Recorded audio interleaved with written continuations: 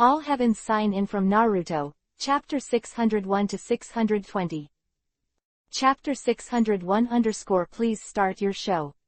Ah, what's the order? Dusky was bewildered, thinking of the documents she had just signed in a daze, and she looked like she wanted to cry without tears. I thought it was just an ordinary entry procedure. ... I didn't look closely at all. Dusky originally thought that she was about to join the most just organization in the sea. There will definitely be no problem. How could she have imagined that Yifeng would be so shameless that he would play tricks on the entry contract? And the contract can be manipulated, and she will be manipulated when she gets on the ship in the future. This is so scary. Well, Yifeng showed a rather embarrassed look, and said, "It is said that the state-owned country has family rules, although I want to cover you up, but I can't violate the rules. After all, there is a naval marshal above me." Quote. What Yifeng said was the same as the truth. But if it is heard by Sengoku, he must despise Yifeng very much. Have you, the Vice Admiral, disobeyed few orders? You probably didn't take me, the Admiral, in your eyes at all, did you? If it weren't for your strength and good cooking skills, this marshal would have fired you long ago. Really fragrant. But Lieutenant General, I'm just a novice. What are you trying to do with me on board? Dusky felt completely hopeless in life. She never thought of it. She obviously joined the righteous Navy, but just after she joined the job, she encountered a bad Navy who used her official position to bully the weak. What a hazy life this is. What does it have to do with a novice? Isn't it just that the technology is a little rusty? Many old drivers start from the novice, so don't underestimate yourself. Yifeng said sternly. Look at Nami, who is also a novice, with my help. Come on, she's a master armament hockey now. Yifeng said and winked at Nami. It was obvious that she was cooperating. Then, Nami had to perform her armament hockey in public. Just see. The incomparably pitch-black armament hockey quickly flowed down Nami's arms like a liquid. Although Dusky is ignorant and fearless, he still doesn't quite understand what armament hockey means. But this scene really startled Smog. Although Smoker doesn't know Nami. But when he and Tina went to the rooftop to smoke, they talked about Nami and learned some basic information about Nami. Have to say, that's the beauty of smokers. A lot of news can be known just by smoking a cigarette together. According to Smoker's understanding, Nami was born in the village of Kokoja. Although it is not under the jurisdiction of Smog, Smog also knows that the people there are weak chickens. So, how can a soft girl who came out of the novice village show armament hockey? This unscientific. And armament hockey flowing from Nami's arms. Her armament hockey level should already be quite high. But Smoker is clear. Absolutely no one in the East China Sea will use domineering. Otherwise, his naval colonel who is a natural devil fruit person would have been blown up long ago. I really eat whales, right? In fact, this is the advantage of following Vice Admiral Yifeng. Nami and I have both mastered armament hockey now. After speaking, Tina also showed off her armament hockey in public, and said with a little regret.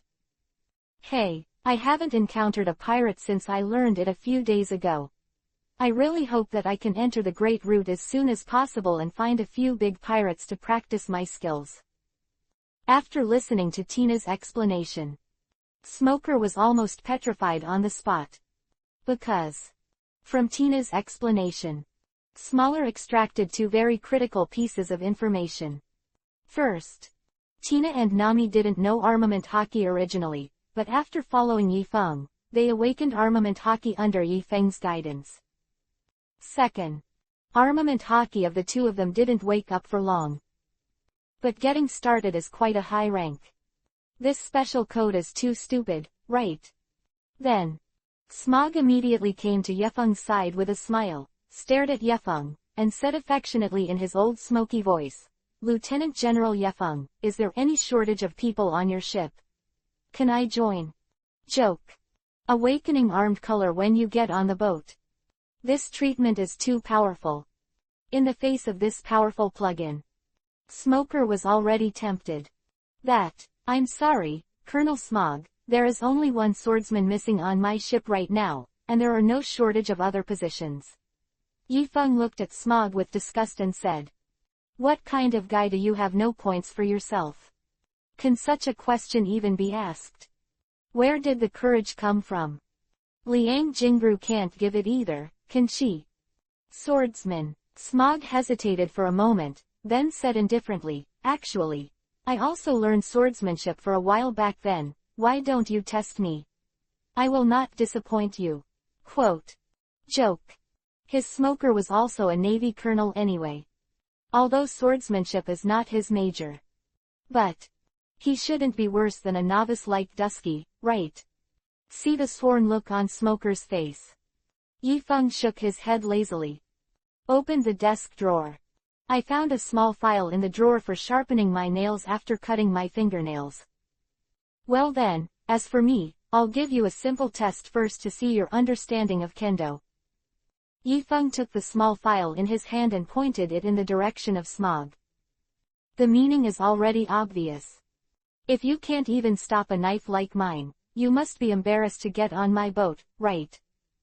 Ah, that's it. Smog took out a cigarette from his pocket, put it in his mouth, and said with a relaxed and comfortable face, "Lieutenant General Yifeng, are you too contemptuous of others? After all, he's also an admiral. Are you sure you don't want a decent knife? Don't talk nonsense, can I start?" Yifeng said impatiently. "Okay, please start your show."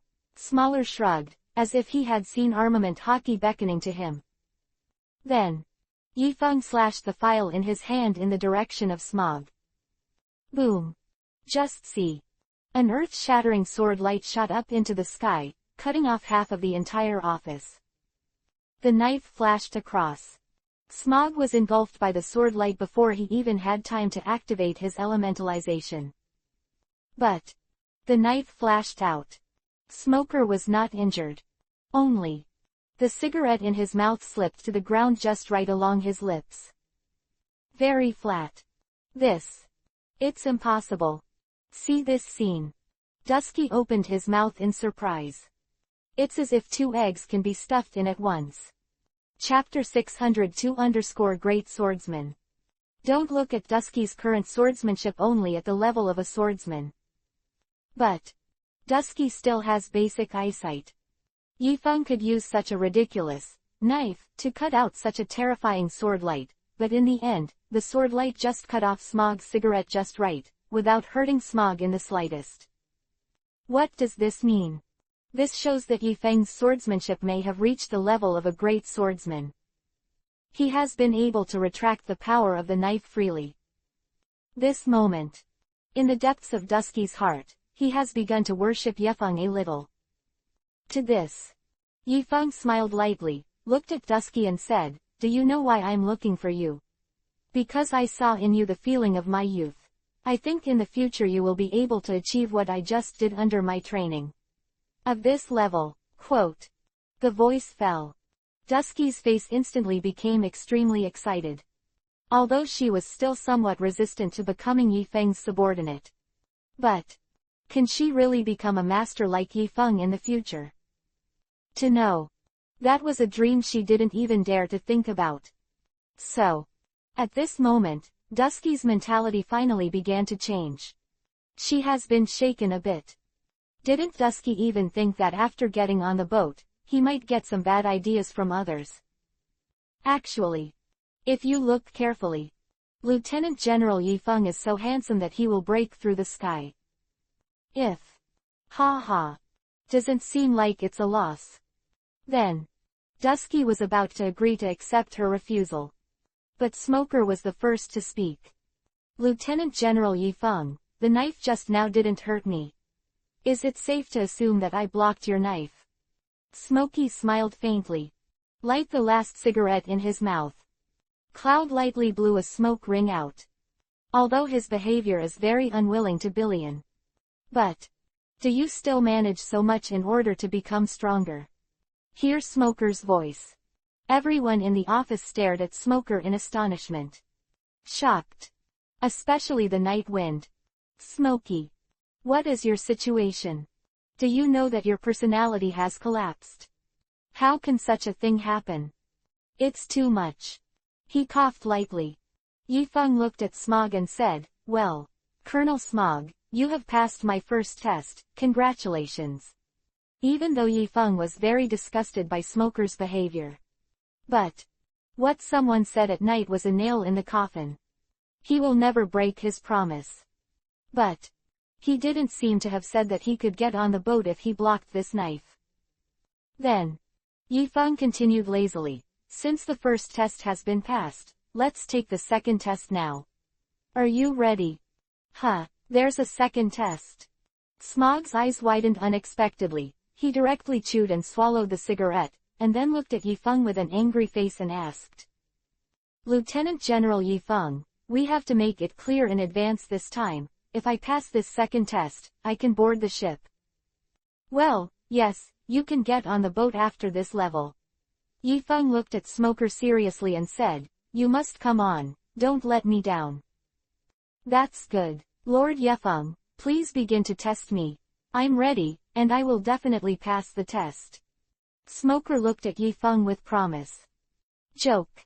He's Smoky Smoker. How could even a newcomer be better? Well, very good, the second test is actually very simple. Yifeng shrugged and said, I ask you, when you eat xiaomai, do you like it sweet or salty? Salty, wouldn't it be weird to be sweet? Although Smoker felt that Yifeng's question was a little wrong, he still blurted out the answer without thinking, because he thought it might be preparing materials for the second test. But after hearing Smoker's answer, Yifeng immediately put on a very regretful expression. He looked at Smog and sighed heavily. Hey, Colonel Smog, it's such a pity that I passed by such an excellent crew member as you. How could fate be so tricky? What?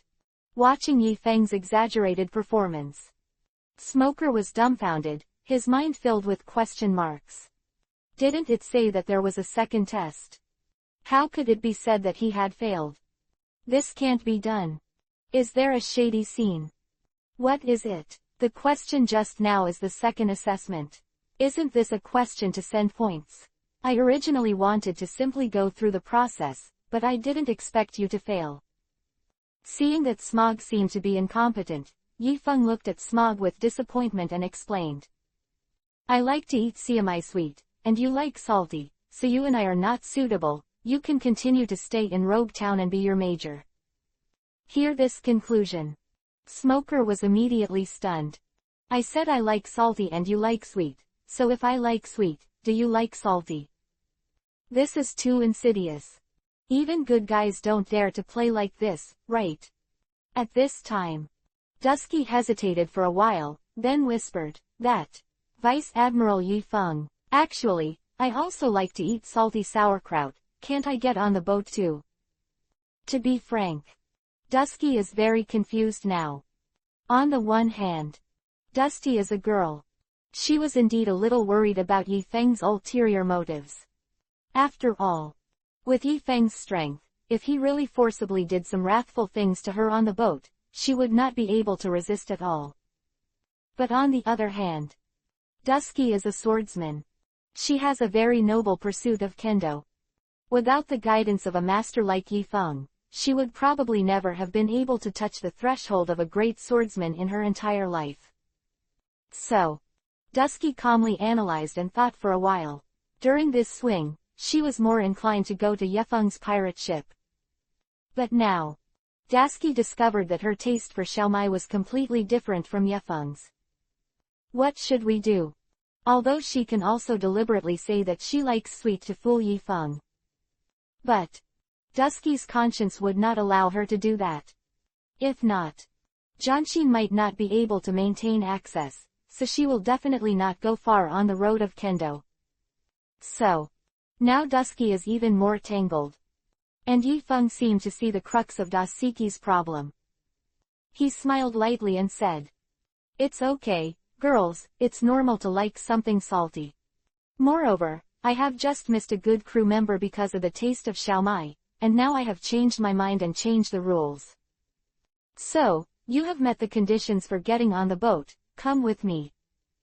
Chapter 603_Air Pirates. Yi Feng's voice fell. Smoker was directly petrified on the spot. Cruelly crushed by the power of a large double standard. Admiral Nightwind. You are worthy of being a leader. If you don't want Billions technology, I, Smog, would like to call the leader the strongest. That's it. Dusky was successfully fooled by the Nightwind into his little broken boat. After boarding, Dusky was immediately stunned. She even began to doubt Yi Feng's identity. After all, you are a vice admiral, and there are only 3 of us on board. That's it. Just start from scratch and enter the Great Route. I'm afraid that the small broken ship will not fall apart after passing the upside-down mountain, right? She even wondered if what happened in the office before was a performance that Yi Feng had negotiated with Smoker to trick her into getting on the boat. Have to say, Dusky's self-improvement is still deadly. Just like some talents who can make up a rocking car from some normal words at every turn. Lieutenant General, you should still have the Armament Hockey Express card from last time, right? Are you really not going to use one for Dusky? Tina stood beside Yi Feng and asked in a low voice beside Yi Feng's ear, didn't even notice if she hit anyone with the ball. Don't worry, Yi Feng glanced at Tina and said lightly, Dasichi hasn't fully recognized me yet. Let's raise it for a while, and talk about it later. Although Dusky has already boarded the ship. But Dusky is different from Tina and Nami. Tina is because she has been following Yi Feng for a long time, and she already has a relatively in-depth understanding of Yi Feng, so she is full of reverence for Yi Feng. Nami's words. It was because Yi Feng helped her solve the nightmare that had plagued her for more than 10 years. And Yi Feng was disdainful of money, and the hundreds of millions of Bailey Yi Feng did not take. All of them were given to the surrounding 20 villages. Such a man. Deserving of Nami's approval. So, for women who have recognized themselves, Yi Feng is naturally not stingy. But Dusty was different. This girl's inner activities may be too rich. Overthinking. So, she has not yet discovered the benefits of Yi Feng. Also beware of night winds. So, Yi Feng naturally wouldn't go up to show affection now. Because it is not necessary. He recruited Dusky to board the ship to expand the team, not to do anything else. No tricks or strategies needed. There is no need to show affection. ... That's it. Nami, a navigator, steers Yekazi's small broken ship toward the entrance of the Great Route. Halfway, they pass by a small island with many villages. Prepare to be properly replenished here. After going to the island, Yi Feng found that the residents of the island seemed to be in a hurry to evacuate. This made Yi Feng a little confused. Then, Nami grabbed a brother who was running and asked, "Fellow, what happened here? Why do you look like everyone is moving away from this island?" The fellow originally didn't want to talk to Nami, but since Nami was a beautiful woman, he simply explained a few words. A pirate from the Flying Pirates came this morning, and he gave us a death order to move out of the island before this evening, saying that the island was to be owned by them. The old man sighed. This island is where they have lived for decades, for generations. Now, it was snatched away by a group of big pirates. It's so nasty. But the pirates who came to the island in the morning to announce their orders were really powerful. And it is said that they are only the vanguard. The main force can arrive in the evening. So, everyone calmly analyzes and thinks a little. The conclusion is that it is definitely not a pirate group they can compete with. So, running away was their only way out.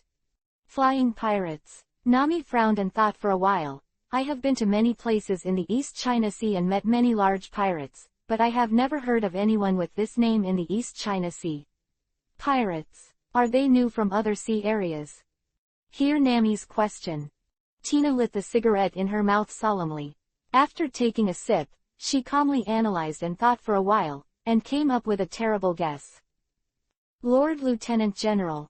The flying pirates that the villagers just mentioned, shouldn't it be the flying pirates of the Golden Lion? Tina looked at Yi Feng with a serious face. The captain of the flying pirates is nicknamed the Golden Lion. The Golden Lion was a member of the Rocks Pirates. After Rocks was defeated by naval hero Garp, the Rocks Pirates disbanded. The Golden Lion formed the Flying Sky Pirates by himself. He is a big man who used to be as famous as One Piece, Gul D. Roger and Whitebeard, Edward Newgate, one of the 4 emperors. He is also a person with the ability of the superhuman fluttering fruit. So, the Flying Sky Pirates of Shiki the Golden Lion are different from other pirates. Someone else's pirate group. Even the pirate ship of Roger One Piece has to sail in the sea honestly. But the flying pirates of the Golden Lion can all fly in the air. Even the flying pirates have a large number of pirate ships floating in the air. There are also many large and small islands. It is simply a small guo moving in the air. Well, it may be the flying pirates of the Golden Lion. Yi Feng looked at the rushing villagers around and said slowly, the Golden Lion has been fleeing in the East China Sea for 20 years, and it seems that it is time to fight the law. In those days, the Navy announces to the world that Roger One Piece has been arrested. After learning the news, Golden Lion Shiki couldn't believe in any way that Gul D. Roger, who was identified as his opponent, would be arrested. Then, the Golden Lion single-handedly entered the naval headquarters, Marin Fando, to confirm the news. Finally, the Golden Lion learns from Sengoku and Caperna of the Navy headquarters that Gul D. Roger will be publicly executed in the town of Rogue Town, where he was born. This news made Shiki, who has always regarded the East China Sea as the weakest place, quite angry. He thinks this is a blasphemy to One Piece, and even more of a blasphemy to pirates. Then, the Golden Lion fought the Navy in Marin Fando. Was defeated by the joint efforts of Carp and Sengoku. But that battle destroyed nearly half of the town of Marin Fando. So, the Golden Lion at that time did indeed have the same qualifications as Roger and Whitebeard. But about 2 years after the Golden Lion, Shiki was imprisoned in the Advanced City. In order to escape from the deep-sea prison, he did not hesitate to cut off his feet bound by Halu stone shackles, escaped from the bottom of the sea, and became the first prisoner to escape from the Propulsion City. Chapter 604 Such a happy decision. After the Golden Lion escaped from the deep-sea prison, he used the famous knives, Sakura Ten, and Muku, as prosthetic limbs to reorganize the Flying Sky Pirates. Now he has been brewing to destroy the East China Sea and show his revenge to the Navy. His idea is in line with the heroic identity of the Golden Lion. But Yi Feng is an upright vice admiral. Since he met the Golden Lion can probably apply for retirement. Lord Lieutenant General, do you want to ask the Navy headquarters for help and have Marshal Sengoku send a general over here? Tina put forward her suggestion to Yi Feng very seriously. Although the Golden Lion has been missing for nearly 20 years. But the Navy has been searching for the whereabouts of the Golden Lion. Never gave up. Now, they finally found the clues of the Flying Sky Pirates. Of course you have to hold on tight. No, it's just an old Golden Lion. For him, it's not worth it to make the Navy's labor force a lot. We can handle it ourselves. After all, we are a complete lieutenant-level naval fleet. Yi Feng said boldly. This. Admiral Nightwind, are you sure we are complete? Dusty pushed up his glasses. Although she didn't quite understand what the Flying Sky Pirates meant. But our fleet is not even the size of an ordinary pirate group, right? I believe in Lieutenant General Yi Feng. We can definitely defeat each other. Nami-chan felt from Tina's expression that most of the Flying Sky Pirates were not ordinary pirates. But she believed in Yi Feng. It's that simple. Well, Tina smiled and said, that's right, with the strength of the Lieutenant General, even if the opponent is the Golden Lion, it is not enough. Tina is overly concerned. Of course. Can't blame Tina either. Because the Golden Lion does have a very dazzling rumor in the naval headquarters. So, Tina's first reaction was that the other party was too strong, but she forgot that her lieutenant general seemed to be stronger. Well, don't worry, although the Golden Lion has a great reputation, he has been unable to bear it in these years. Like a bereaved dog, his spirit has long since been worn away. Just wait for him to throw himself into the trap. Yifeng shrugged lazily. Shrugged. In the world of One Piece. Although human physical ability is very unreasonable. But, as the age continues to grow, the original hero will also decline. In the future, the Golden Lion will even be defeated by Luffy, who doesn't know armament hockey yet, which is enough to illustrate this point. Not to mention, with the strength of the Night Wind. Not to mention the current Golden Lion. Even if the Golden Lion of Prosperity comes with Roger Whitebeard, neither is Yi Feng's opponent. A full-level tuba like him doesn't need to worry about anything in Novice Village. By the way, the three of you go and say hello to the villagers on the island first, so that they don't have to flee too far. After we deal with the Golden Lions, let them come back and continue to live, don't force the good people. I was forced to become a pirate. Quote. Yifeng sighed pitifully. If everyone lives and works in peace and contentment, and everyone is happy and healthy, who would take the risk of being a pirate? Since Yifeng has chosen to become a navy. So, he had to consider these issues from the standpoint of the navy. After all, although Yifeng's strength is strong, and the navy's strength is strong, it is unrealistic to use force to completely disappear the pirates. You just have to make people feel loved. ... An hour later, the three of Nami looked up and looked into the distance together. Really? A large fleet of islands and pirate ships loomed in the sky. They broke through the sky. It is slowly approaching the island where Yefeng is located. Lord Yefeng, a pirate group of this size, why would you like this island? Nami swallowed. Now, she finally began to understand what the Flying Sky Pirates stood for.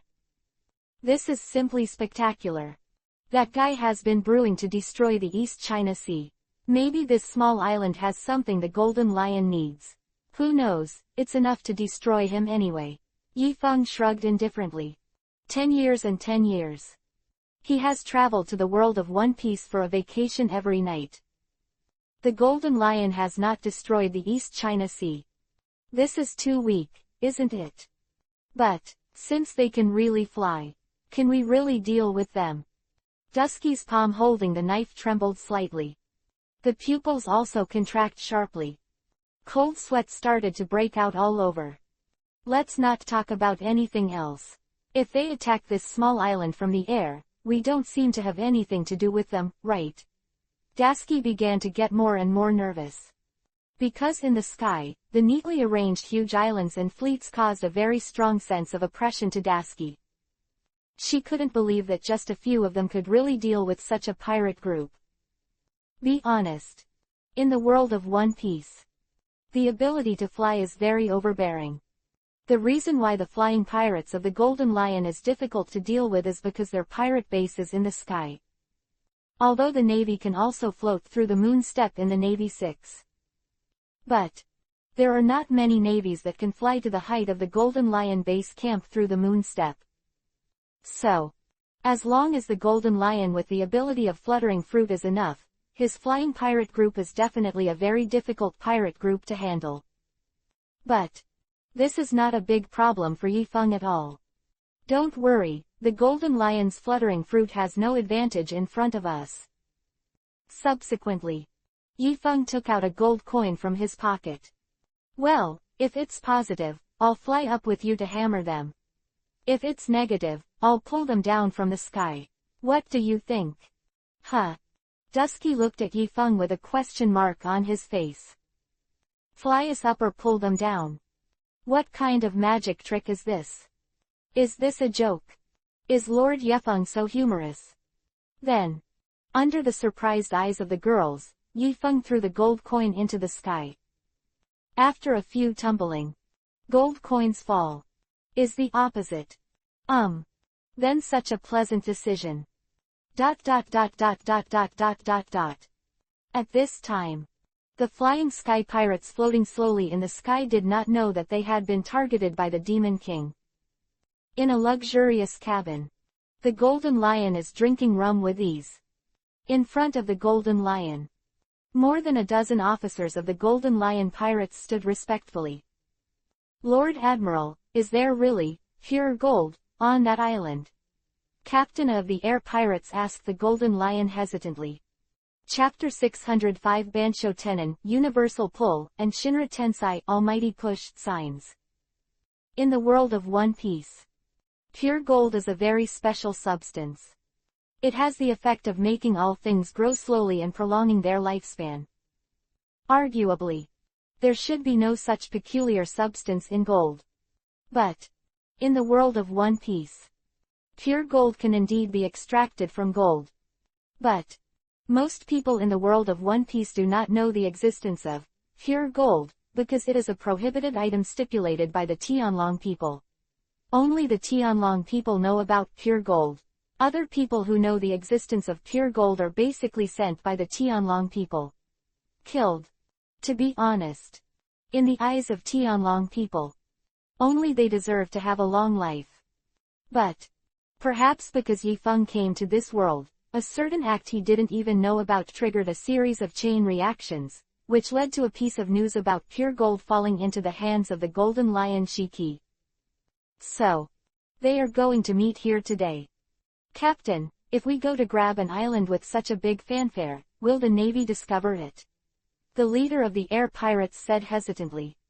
What are you afraid of? This is the East China Sea, and there is no serious navy. See, the cadre of the Air Pirates, said with disdain. That's right, by the time those masters in the Navy found us, we'd already be gone, so I'm afraid. Said Ding, the cadre of the Flying Sky Pirates. Listen to the chatter of the subordinates. The Golden Lion grinned. Anyway, there is pure gold in the underground core of this island. For the sake of pure gold, it's okay if we risk a little bit. The Golden Lion held the jug in a very comfortable mood. Although pure gold news is not necessarily true. But it is pure gold after all. Even a bit of fake news is worth the risk. After all, if they did find pure gold on this island, they would be in the sky for a long time. By the time, what whitebeards of the older generation, Sengoku, Carp, all hang up. Isn't this sea all his Golden Lion Shiji's world? A thought here. The Golden Lion was even happier. But the Golden Lion's happy time is not too long. Suddenly, the Golden Lion felt that the large ship he was in suddenly shook for a while. Immediately after, he found that a large amount of wood, stone, and soil around him formed a stream of heat, which spewed away in the direction of the ground. At the same time, all kinds of rumbling explosions sounded overwhelmingly around. The Golden Lion's expression changed suddenly. Because he found that the islands and ships of the entire flying pirate group seemed to be rapidly falling to the sea under the action of some powerful gravitational force. Ah, what's going on? Has the boss's fruit ability failed? Boss, hurry up and save your life. If you fall like this, everyone will die. What the hell is going on, sir? The entire flying pirate group was full of people. Everyone was screaming. They know all too well the consequences of falling from where they are now. Because sometimes when the Golden Lion punishes his subordinates, he will directly push the person down, and he will fall into Flesh-chan when he falls on the sea. And now, they are also about to face this doom. At this moment, the Golden Lion clenched at Kiba, and sweat dripped down his forehead. To be frank, the Golden Lion has pushed the ability of the fluttering fruit to the limit.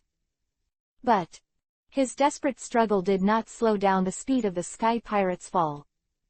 This made the Golden Lion completely panic. I just got the news of pure gold. Is it going to be destroyed in this ghost place? Who the hell is the special code? Island. Yifeng took the girls to stand on the edge of the island. He grabbed one hand in the air towards the flying sky pirates, as if he was dragging them down. See this scene. The girls were shocked. Good guy, Lord Yifeng, is this what you did? Dusty swallowed. Could it be that this is the strength of the Vice Admiral? Is it so defiant? So, what's going on with the pirates who have always been on par with the Navy? Is it so unreasonable? It's a pity that she still wanted to catch all the pirates in the world and make the world without thieves. Look now. The ideal at that time was simply ridiculous. Lieutenant General Yifeng, what's the name of your move? It's amazing, Nami asked like a nympho. The night wind groaned slightly. The ability he uses to bring down the Golden Lion's sky pirates comes from Tensagen's manipulation of gravity. Speak up. Tensagen's manipulation of gravitational and repulsive forces is no less than Rinnegan's. But, even though Yifeng used gravitational force and repulsion force, it really didn't give them a proper name. Can't be called Xiaoyi and Zhaofeng again. Think about it. Yifeng felt that he was simply too lazy to name him. Steal the name of Rinnegan's move.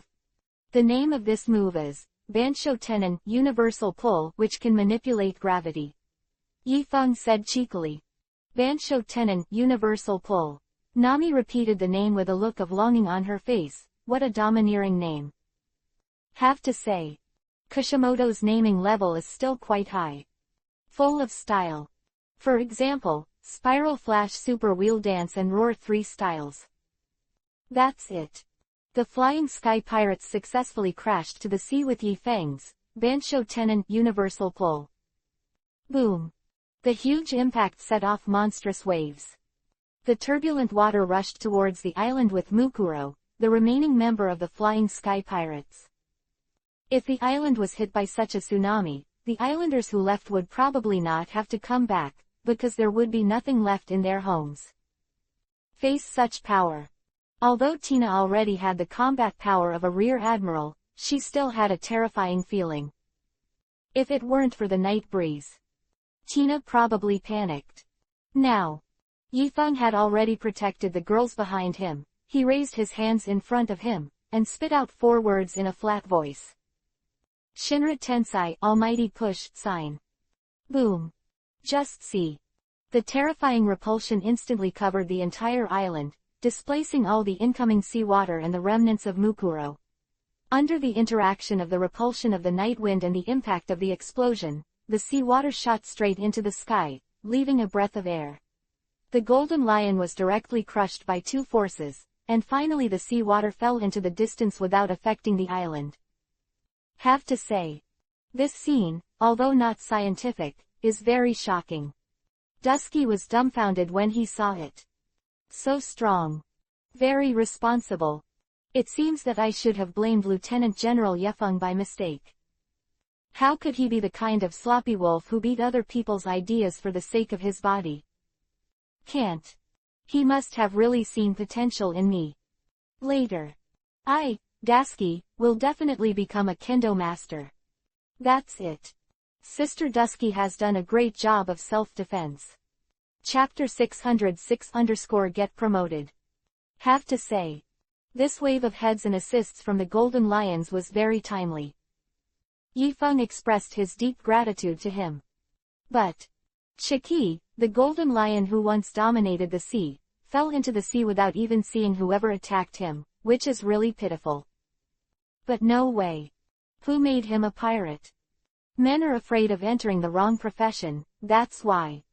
Tina, take a phone bug and take a few pictures, and show it to Sengoku. Yifeng ordered.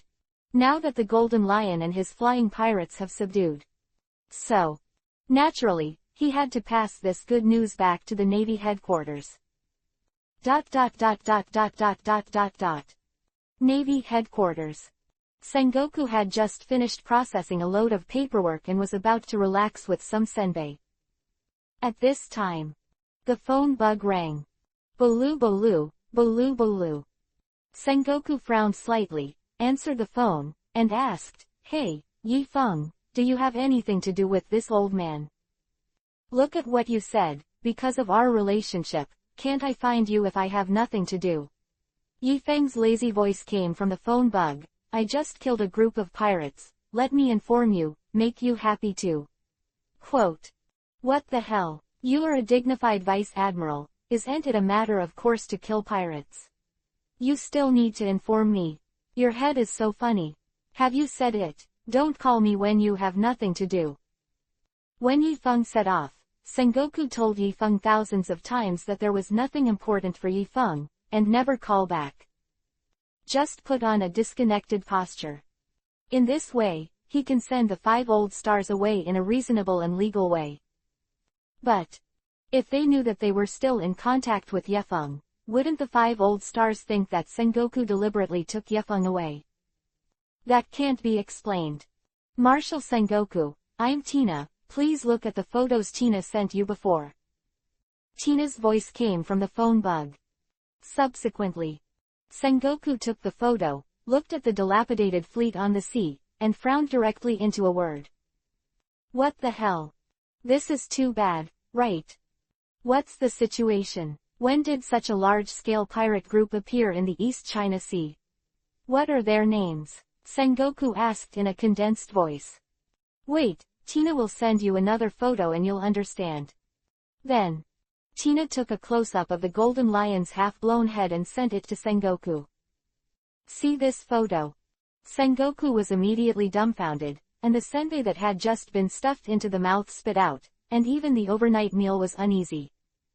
This is Golden Lion Shiki's Air Pirates. Sengoku held the photo in his hand and checked it several times, but he couldn't calm down. Because this is the Golden Lion. The one who once knocked out Marin Vando in half. The only big pirate who escaped from the deep-sea prison. He actually died. And died so badly. I just happened to meet the terrifying fleet of Golden Lion when I was passing through the East China Sea. I thought he might be planning to hurt me, so I'll do it first. Isn't it too much? Yi Feng said. Excessive is not too much. But if you kill the Golden Lion, his fluffy fruit will regenerate elsewhere in the sea. Sengoku hesitated and said, but it doesn't matter, fluffy fruit. It is better to fall into the hands of other pirates than to stay in the hands of a Golden Lion. Quote. After the Navy captured pirates with devil fruit abilities, the reason why they did not easily impose capital punishment on them, but detained them in the deep-sea prison in the windless belt. Just worried that their devil fruit will respawn elsewhere. Then rebred other powerful pirates. So, bringing the shackles of sea tower stones to those big pirates, locked in the bottom of the sea but surviving, is the best choice for Mary Joa. But big pirates are not so easy to be caught alive. They will surely resist. So, to kill is to kill. Even if there is a pirate rookie who gets the piao piao fruit by chance, the Navy will try to solve him as soon as possible, and the problem is not too big. Golden Lion, I've solved it for you. I'll make an exception to promote the 3 crew members on my ship. Isn't this request too much? Yi Feng asked along the way. After all, Yi Feng's position is only Lieutenant General. Although he promised Nami and Dusky the rank of Major Colonel. But, after all, this practice is not in line with the normal process. Still needs to be approved by Sengoku. Oh, when did you have 3 crew members on board? You went out to recruit? Sengoku asked, slightly surprised. This kid is finally willing to expand the team. It's not easy. But it took so long to add 2 crew members. Is this progress too slow? Well, I met 2 good seedlings that are worth cultivating, so I accepted it. In addition, in the process of exterminating the Golden Lions, the 3 of them have paid a lot, so I am going to give the 2 newcomers Major Colonial awards. Army rank, it's not too much to give Tina the Major General rank. Yi Feng's voice fell. A look of surprise appeared on Dusky's face. Is she giving too much? They obviously didn't do anything in the process, but Lieutenant General Yi Feng gave such a big credit to the crew under his command. This is too high and bright. Hammer it. She must have misunderstood Yifeng. Yifeng is definitely a very honest and honest person. That's it. Dasichi successfully carried out a wave of self-defense against himself. Your request is really not too much. Sengoku hesitated for a while, and then said, well, let Tina send me the newcomer's information, and I will help you with the procedures. Since Sengoku's words are all about this, that means he has agreed to Yifeng's request. The girl's promotion and salary increase have stabilized. After all, the opponent is the Flying Pirates of the Golden Lion. This battle is sure to be an unprecedentedly difficult one. Although they have the Night Wind to lead the team. But just the four of them can make the Golden Lion's Flying Sky Pirates look like that. The contribution of the other three is naturally conceivable. So, there is such a credit. Is not too much to mention a major general and two majors: even if it weren't for the fact that there were only 3 generals in the Navy's establishment system, and if Yifeng didn't want to be promoted to generals like Garp, Sengoku would have decided to appoint Yifeng as a general. After hanging up the phone, Yifeng smiled. By now, he can also be considered to have completed the promise he made to the girls, and officially awarded Nami and Dusky the status of Major School. As for the promotion of Tina to Major General, although Yifeng had never mentioned it in front of Tina before. But this girl Tina has been with Yifeng for so long. She has no credit or hard work, so she should be promoted. Chapter 607 Upside Downhill. Lord Yifeng, thank you so much. Tina snuffed out the cigarette in her mouth, threw it into the sea, and gave Yifeng a serious military salute. To be honest, who doesn't want a promotion and a raise? Although Tina is a Navy who strives for the idea of justice and has a noble spirit, her position symbolizes the recognition of justice for her, and she needs it very much. Actually, I don't care about military rank, as long as Lord Yifeng can keep me as a navigator on your ship. Nami's big eyes blinked, and her face revealed a warm smile like sunshine. Although Major Campus rank makes Nami very gratified. But what Nami valued more was whether she could always follow Yifeng's side. Lord Yifeng, please forgive me for misunderstanding you all the time. In fact, you are really a great leader. Dusky stared into Yifeng's eyes. Finally, she mustered up the courage to express her misunderstanding of Yifeng. She felt that her previous views on Yifeng were too impersonal. Simply unforgivable. To this, Yifeng lightly shook his head. Not much to say. He was thinking. Aizen's saying, vision is the furthest distance from understanding, really makes sense. But it does not matter. Nightwind believes. The girls will definitely get to know him better in the future. Then, after some sensational thanks, Yifeng officially accepted the crew of Dusky. He first arranged a whole set of beauty services for Dusky. Changed the clothes and hairstyles that Dusky used to seal his appearance. It has also become the Dusky that feels like 2 or 3 years later. Then, Yifeng also used his weapon fusion plugin to merge the 3 generations of Gush and Shui Zuo bot from Rog Town into Dasiki's saber Xiaoyi Xiu, making Xiaoyi Xiu sharper and tougher. To this, Dusky's grateful eyes were all over Yuhi's eyes. Her admiration for Yifeng was like a surging river that was about to overflow. And this time, took out another Armament Hockey Express card to awaken Armament Hockey to Dusky. After this series of operations, Dusky suddenly felt powerless, and moved to sit on the deck. Lord Yifeng, you are so kind to me. Dusky is willing to be a cow and a horse for you, and do anything to repay your kindness to me. This moment, in the face of such a handsome, powerful, kind, honest, and compassionate subordinate Yifeng. No matter what other girls think. Dusky was completely lost anyway. But Yifeng smiled lightly and said, "Get up, go to rest first. You will have a lot of opportunities to repay me in the future, we are not in a hurry." That's it. Yifeng's fleet has begun to take shape. The 3 beautiful crew members also gained very strong strength. Adjutant Tina, Army Rank General, Threshold Fruit Ability, Armament Hockey Grandmaster, Navy 6 Penultimate. Sailor Nami, Army Rank Major Colonel, Armament Hockey Grandmaster. Swordsman Dasky, Army Rank Major Colonel, Armament Hockey Grandmaster. Such a team is small. But their strength is absolutely top in this sea. After all, their captain is Yi Feng.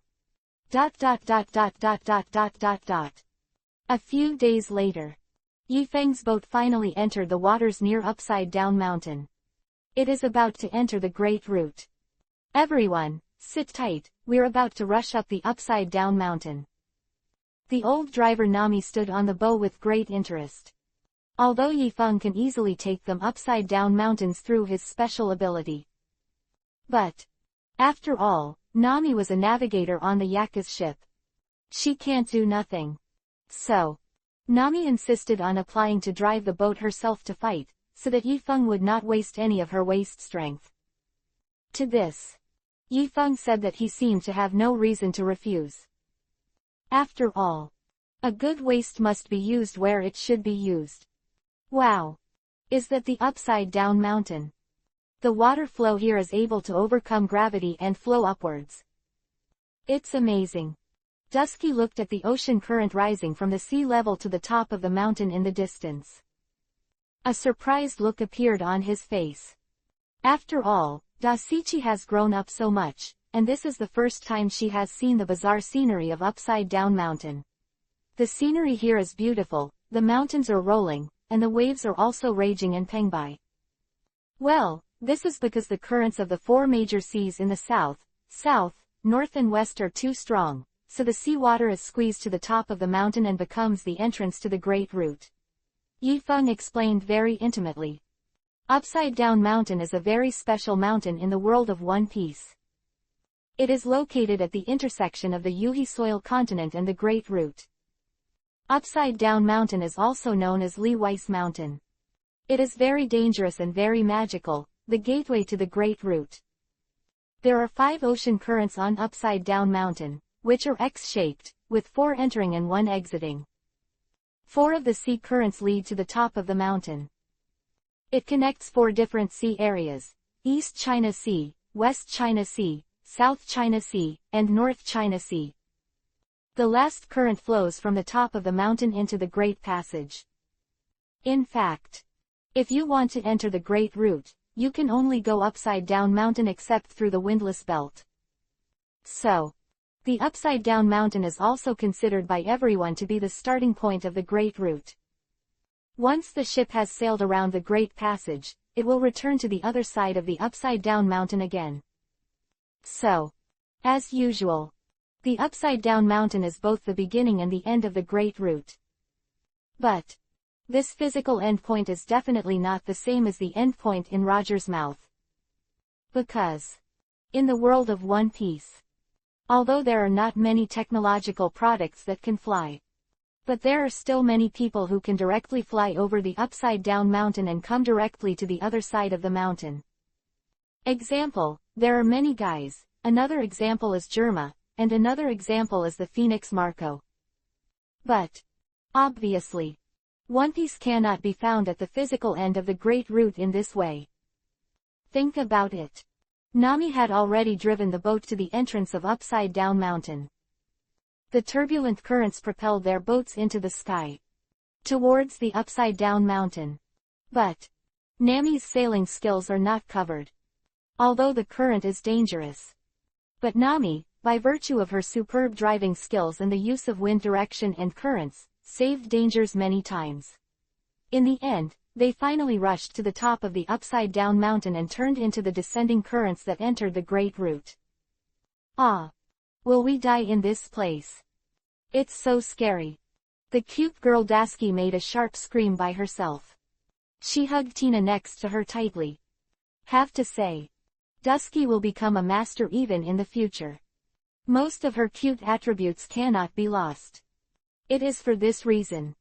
Yi Feng only insisted on taking her on board, otherwise this natural stay attribute would be too wasteful. Chapter 608_Yifeng, I'm not interested in girls. Yifeng's team finally entered the Great Route. They did not encounter Abu the whale. Yifeng didn't intend to meddle in Abu's business either. Anyway, in the future, Abu's heart knot will have Luffy to help it solve. However, Wong Luffy's navigators have been kidnapped by Yifeng. Can he really reach Upside Down Mountain with Sanji and Zoro? Yifeng shook his head. Although he did intervene in a lot of things. But Luffy's problem should be taught to the providence of the One Piece world to take care of. After the Twin Gorges. The first stop of Yifeng's fleet was Whiskey Peak. It is an island consisting of 2 hills and a small town. Ship arrives. A large group of enthusiastic villagers immediately ran out from the shore, expressing a very warm welcome to Yifeng and the pirates. Ah, are pirates so popular on the Great Route? Sure enough, it's different from the East China Sea. Nami looked at the villagers on both sides and felt very surprised. Maybe this is the characteristic of the Great Route. Everyone here likes pirates. Daisuke pushed up her glasses, feeling the enthusiasm of the villagers with a confused expression, and felt that her values had collapsed a bit. To know. Pirates are very evil in the East China Sea. After all, not every pirate is as kind as the Straw Hats. Most pirates are still very dedicated. They burn, kill, loot and do all kinds of evil, absolutely worthy of the title of pirates. You think too much. How can pirates be so popular? Most of these people have problems. Tina's eyes flashed, and she whispered beside Yifeng, Lord Yifeng, do we want to go ashore? Nami and Dusky are both newbies entering the Great Route for the first time. They really don't know much about the Great Route and are easily deceived. But Tina is the Navy. She knew the conditions of the Great Route like the back of her hand. Will the pirates be welcomed on the Great Route? What about trouble? It's all right, let's go up. If they just go through the motions, we don't need to meddle with our own business, but if they dare to make a crooked idea, the FA will be rectified on the spot. Yifeng said lazily. In the original plot, Whiskey Peak was the first island the Straw Hat Pirates landed on after entering the Great Route. It looks like a town that welcomes pirates very much. But actually, this is where bounty hunters gather. But the bounty hunters here are fundamentally different from the bounty hunters of Sandao Lu Suolong. Bounty hunters like Sauron can be called adventurers on the ocean. While galloping freely on the sea, they capture those pirates wanted by the Navy, and they are dashing hunters. And the bounty hunters at Whiskey Peak are lazy. They don't want to go out to cruise, and they don't want to provoke those mature pirates. They can only gather on the first island of this Great Route to deceive the young and inexperienced blue pirates. Very bad behavior. But anyway, no matter how inferior the bounty hunters are, they are all pirates. So, Yifeng took the girls to the island with the attitude of opening one eye and closing one eye. Once on the island, all the showers really started to show off their performances crazily. Really don't say it. If Yifeng didn't have foresight, and Tina knew the situation of the Great Route, they might have been deceived by this group of people. Yifeng felt that making them bounty hunters was a bit underpowered. They should be advised to go to the movies. Thought here. Yifeng touched his chin. It seems very interesting to develop the entertainment industry in One Piece. Late at night. The whole island fell silent. The bounty hunters finally couldn't help feeling lonely, and couldn't wait to rush up to give them away. Then, they took out their big treasures under the moonlight, and were going to take advantage of the moonlight to smash Yifeng and others. The man feeds the fish, the woman. Naturally, hey. Then, they succeeded in fulfilling their wish to give away their heads. Yifeng wiped them out with a shadow clone. Some of the men of the Bar Rock Works. It looks like that little girl Wei Wei hasn't joined the Bar Rock Works yet, or Mr. H should be here too. Yifeng stroked his chin thoughtfully. Vivi's full name is Neferutali Vivi. She is the princess of the kingdom of Alabasta. In the original plot, Ba Rock Work Club founded by Shichibu Heike Rock Doll, and collected evidence for a long time. But the current timeline doesn't seem to be at that time yet. So Vivi should still be in Alabasta to be her little princess. Speak up. When Yifeng was reading comics in his last life, the one he disliked the most at first was One Piece. Because One Piece's style of painting is strange. Yifeng always felt that the girls here were weird. But after Yifeng endured the strange style of One Piece and completed the makeup, Yifeng realized a problem. The girls in the world of One Piece are all super watery. Then, the girl in One Piece. Forget it. I decided before I came to this plane. I will not open a harem in this plane, so I should not go to Alabasta. Yifeng shook his head decisively. Too many girls is actually a burden. Ordinary people cannot understand his burden. So Yifeng made lofty promises when he was about to leave the world of the god of death. He wants to relive the joy of being single on the next plane. Give his body a little vacation. Otherwise, what Tina, Peach Rabbit, Aang, Little Sati, and Domino have already been pushed down by him. Thought here. Yifeng's shadow clone is about to cut himself off. At this time, ding, sounded in his mind. Ding. Ask the host to collect the original historical text in the Alabasta royal tomb, and after translating it into a common text, complete the sign-in before the text. Hear about this new mission. Yifeng couldn't help frowning. This task may sound a bit complicated. First, Nightwind needs to first collect the historical text hidden in the Alabasta royal burial chamber. Thus, isn't he going to meet Princess Weiwei again? Is something going to happen? Besides, the system also requires him to translate the original historical text of the Alabasta royal family into the common language before signing in. Thus, does he still need to get Nico Robin? After all, only Nico Robin has the ability to translate historical texts. Have to say, these two conditions really made Yifeng feel a little embarrassed. Chapter 609_K Rockville, who is targeted by all kinds of providence. Originally, Yifeng really didn't intend to provoke too many girls. But this system seems to like to go against him. He just likes to make things difficult for him.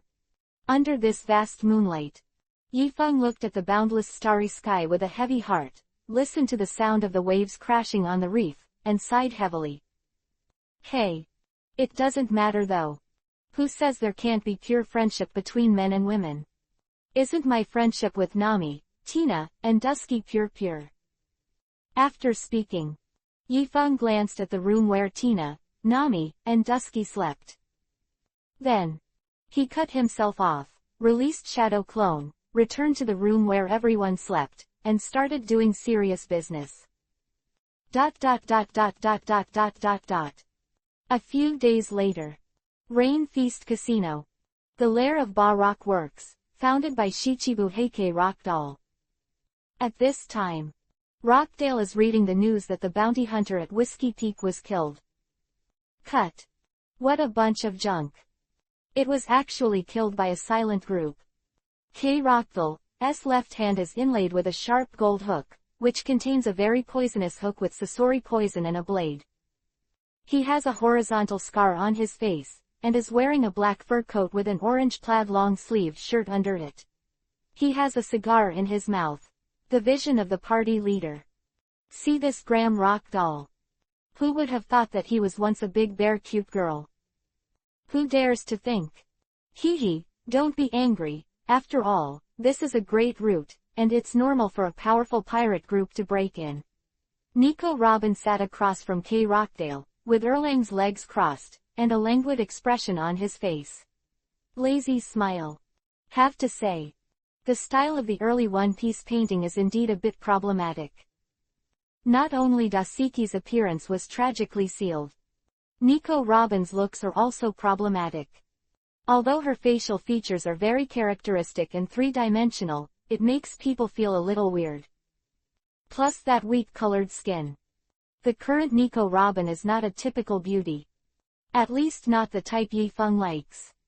A powerful pirate group.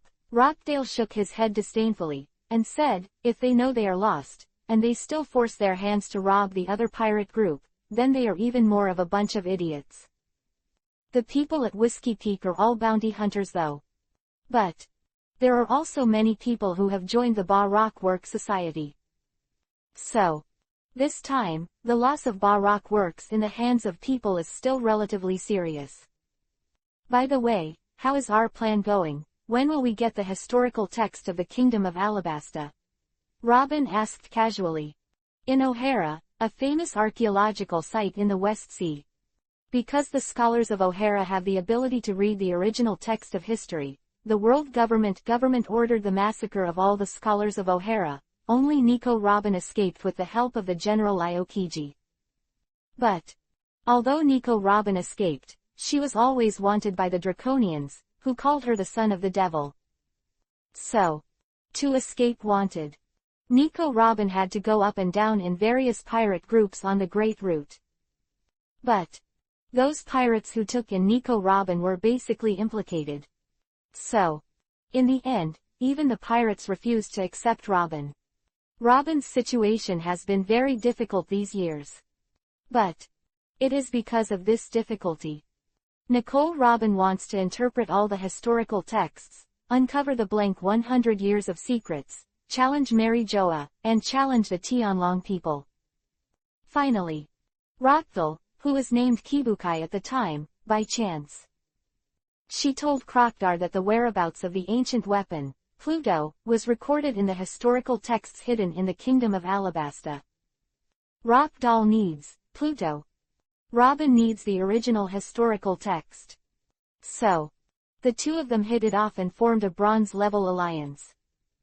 Well, Krokdar took a deep breath of the cigar, blew out a smoke ring, and said lightly, the whole of Alabasta is now lacking rain, and it won't be long before the people here will resist, and then there is definitely a chance to get this Guo, so you can wait patiently with me. Said here. A ray of light flashed in Rockdal's eyes. Hades.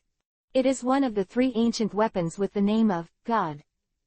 It is the strongest battleship in the history of the One Piece world.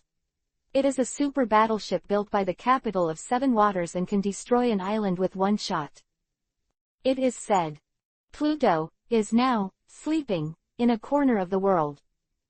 The historical text of Alabasta records the whereabouts of Pluto. So, to get this ultimate weapon, Krokdal founded the Pakistan Rock Work Society in Alabasta, conspiring to overthrow the rule of the Kingdom of Alabasta, in an attempt to get the Pluto. As long as the plan works, he can use the power of Pluto to kill Whitebeard and become the Pirate King. Realize his life dream. After all, dreams must have, what if they succeed? Have to say, Rockdal's plan is also very sound. Unfortunately, Nico Robin just used each other with Rockdale. Although she can read the original text. But before figuring out what secrets were hidden in that blank 100 years, Nico Robin did not intend to leak the contents of the original historical text.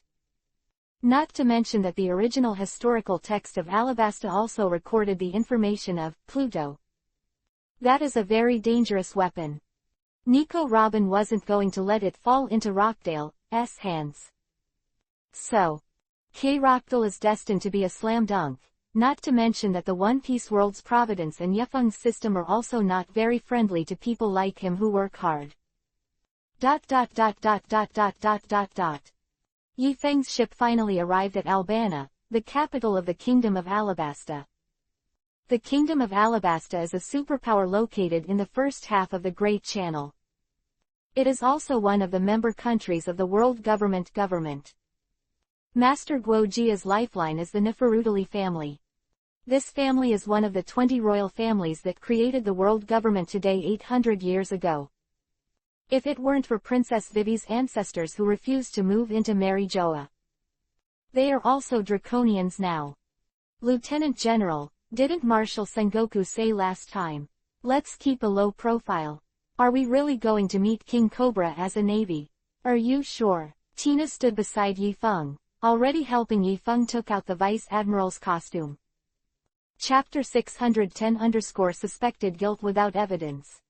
Well, they are kings after all. We can't be too playful, we have to give them some face. Yifeng thoughtfully put on his clothes with Tina's help. Be honest. After all, Yifeng was going to rob the historical text of Princess Weiwei's house. If it was sneaking, wouldn't it be a bit too much? So, Yifeng felt that it would be better to meet them. It didn't take long. News of the Vice Admiral's visit to the King of Alabasta reached Cobra's palace. Cobra had long heard of the Night Wind's reputation. So, he welcomed Yifeng and the others to the palace with a very solemn ceremony. At the banquet, Cobra picked up the wine glass, looked at Yifeng with a smile on his face, and said, Lieutenant General Yifeng, I have already heard of your reputation. When I saw you today, it really is a hero. Cobra is not too young. His daughter, Princess Weiwei, was also of marriageable age. So, Cobra has been wondering lately if it's time to find a partner for his daughter. And the Night Wind. Young and promising, handsome and unrestrained, he speaks with ease. Anyway, all the good adjectives that can be thought of to describe men can be used on Yifeng. For such a man, Cobra is naturally very satisfied. So, he deliberately called his daughter to today's banquet. By the way, arrange a blind date. Vivi, why don't you go and toast Admiral Yifeng? Seeing that Weiwei had no eyesight, Cobra couldn't help but remind her. Humph, father, I'm the Princess of Alabasta. Why am I toasting a Vice Admiral? He's not an admiral. Princess Weiwei pouted. Of course she knew the old father's sloppy guts. But the more Cobra did this, the more she wanted to resist. This is the rebellion of adolescence. Weiwei, what nonsense are you talking about? Seeing that Weiwei was so rude, Cobra felt a little angry, and quickly explained to Yifeng, Lieutenant General Yifeng, the little girl is young and doesn't know how to behave. I hope you don't blame me, just take this bowl of wine as my apology for the little girl. After Cobra finished speaking, he took a big sea bowl and drank it. King Cobra is very polite. After all, Vivi and I are meeting each other for the first time. Toasting is not necessary, it is enough for us to have a good drink. Yifeng smiled indifferently, and also took the sea bowl and drank it. Be honest. Yifeng is always in a good mood when she meets beautiful girls and people who drink happily. So, it's okay for Weiwei to be rude to him. Anyway, maybe we won't see each other again in the future. But, her old father actually said that Weiwei was young. This is so inappropriate. After all, Weiwei is not faint at all, she has grown very big and mature. Lieutenant General Yifeng is also huge, and it seems that he is also a drinker of ours.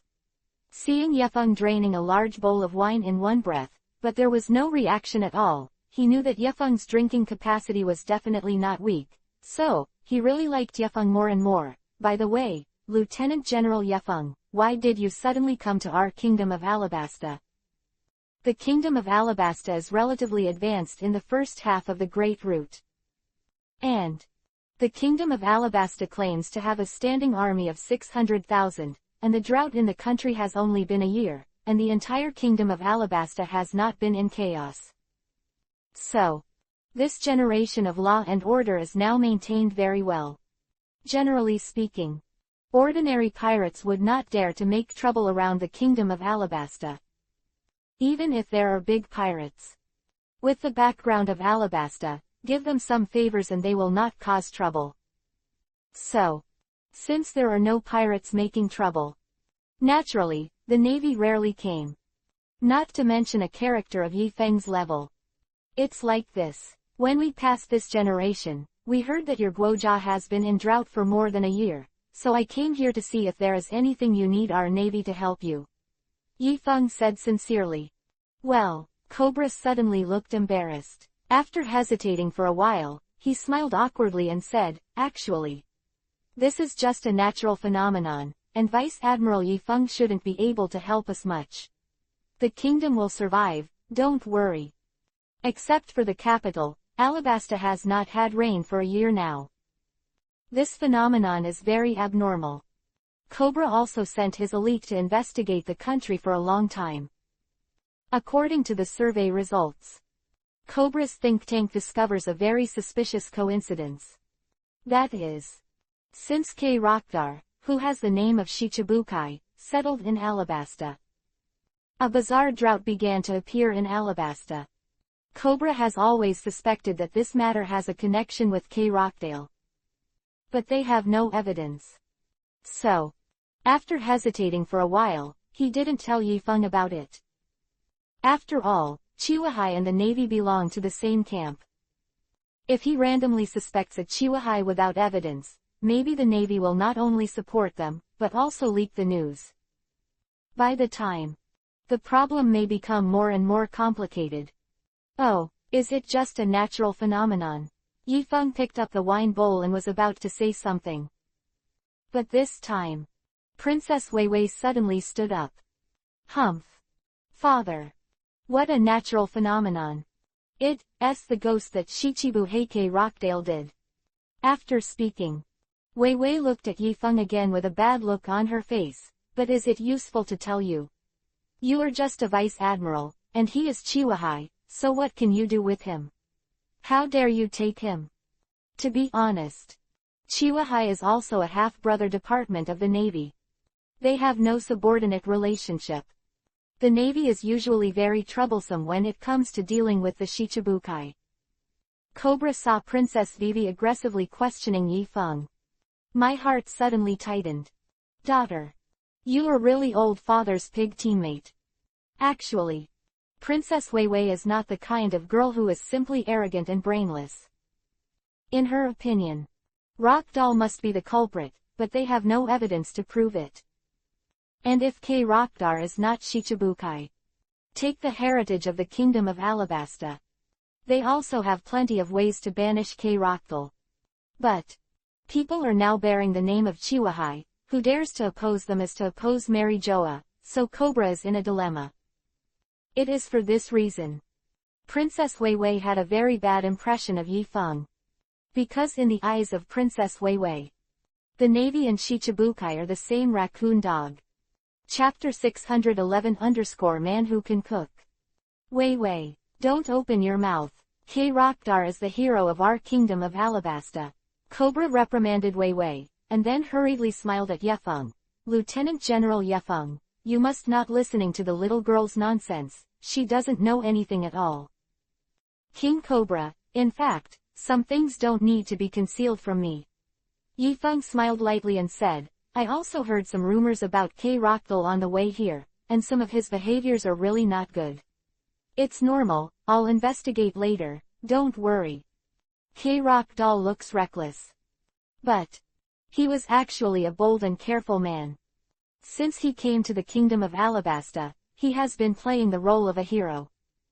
Rockdal often appears in some bad people haunted places, do some good people and good deeds, and then leave his name. Over time. Title of Hero of Krokdar Goja. That's what Rockdale's plan was. On the one hand, he controlled the rainfall in Alabasta through dancing fans, causing panic and rebellion among the people. On the other hand, he gathered people's hearts everywhere. By the time, once the contradictions in Alabasta pile up to the point of irreconcilability, he will naturally appear as a hero, lead the righteous people to overthrow the barbaric rule of Cobra, and then take over the entire Kingdom of Alabasta naturally. Have to say, the plan is very clever. Such a pity. Rockdale is not a darling of Providence.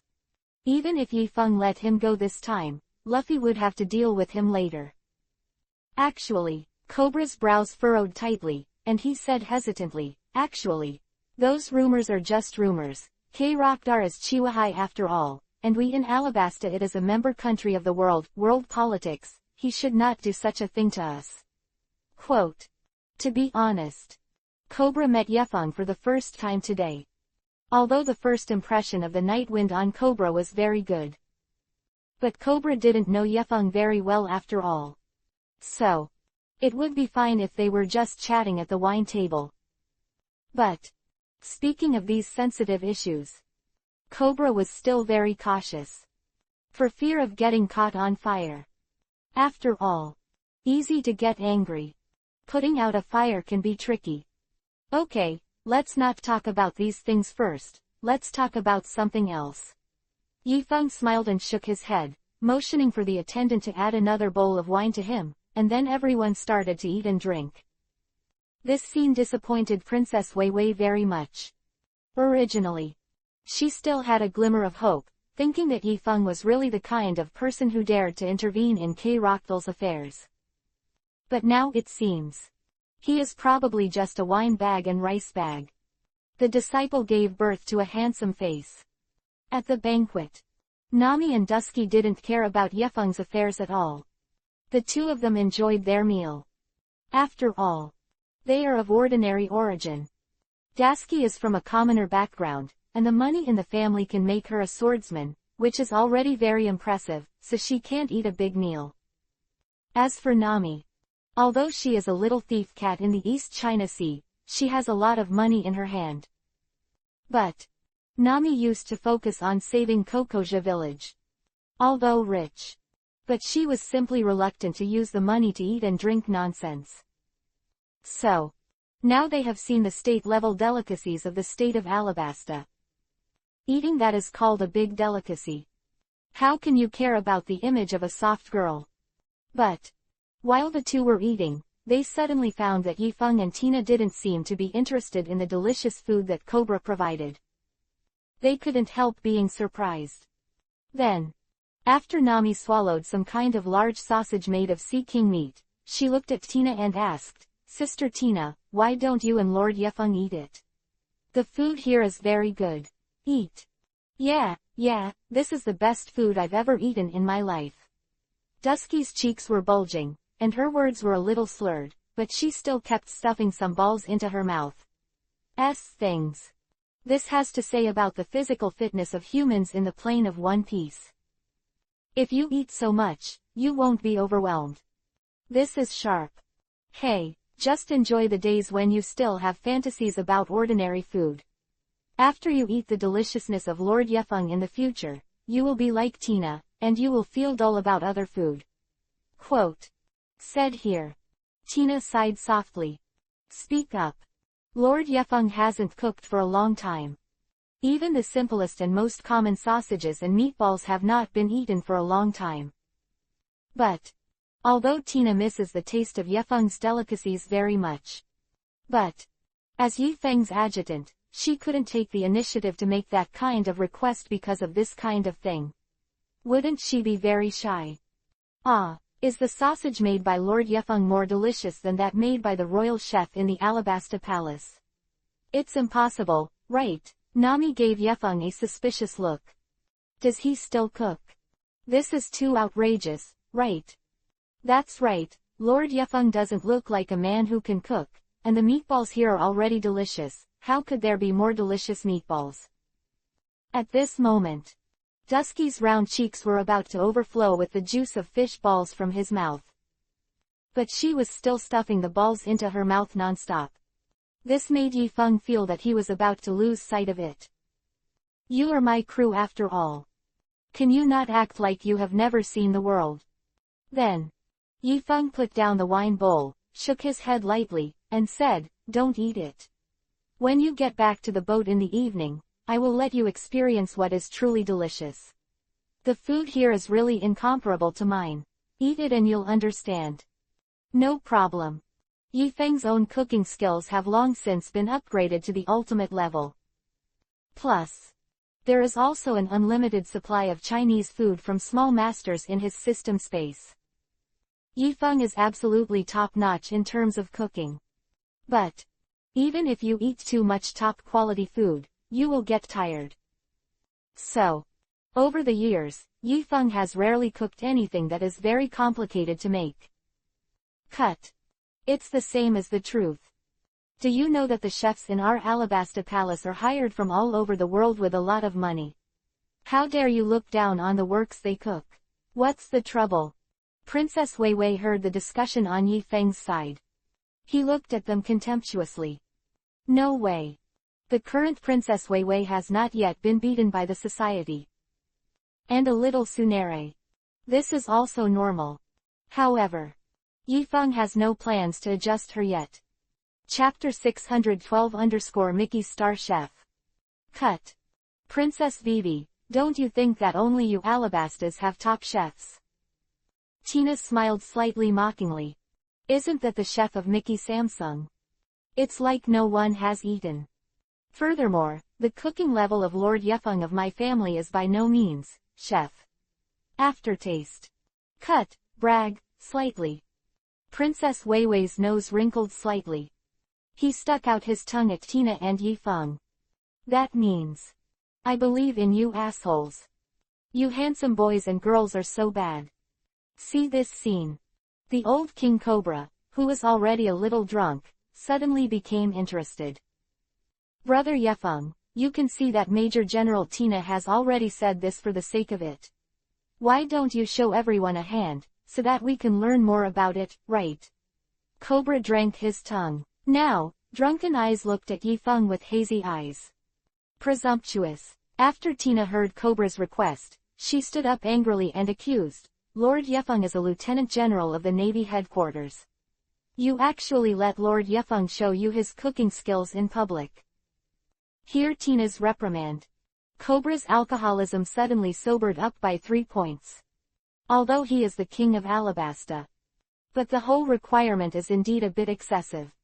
Then, Cobra hurriedly sucked in a breath of cold air and said with a smile, I'm sorry, but the old man drank too much and just said nonsense. Don't take it seriously.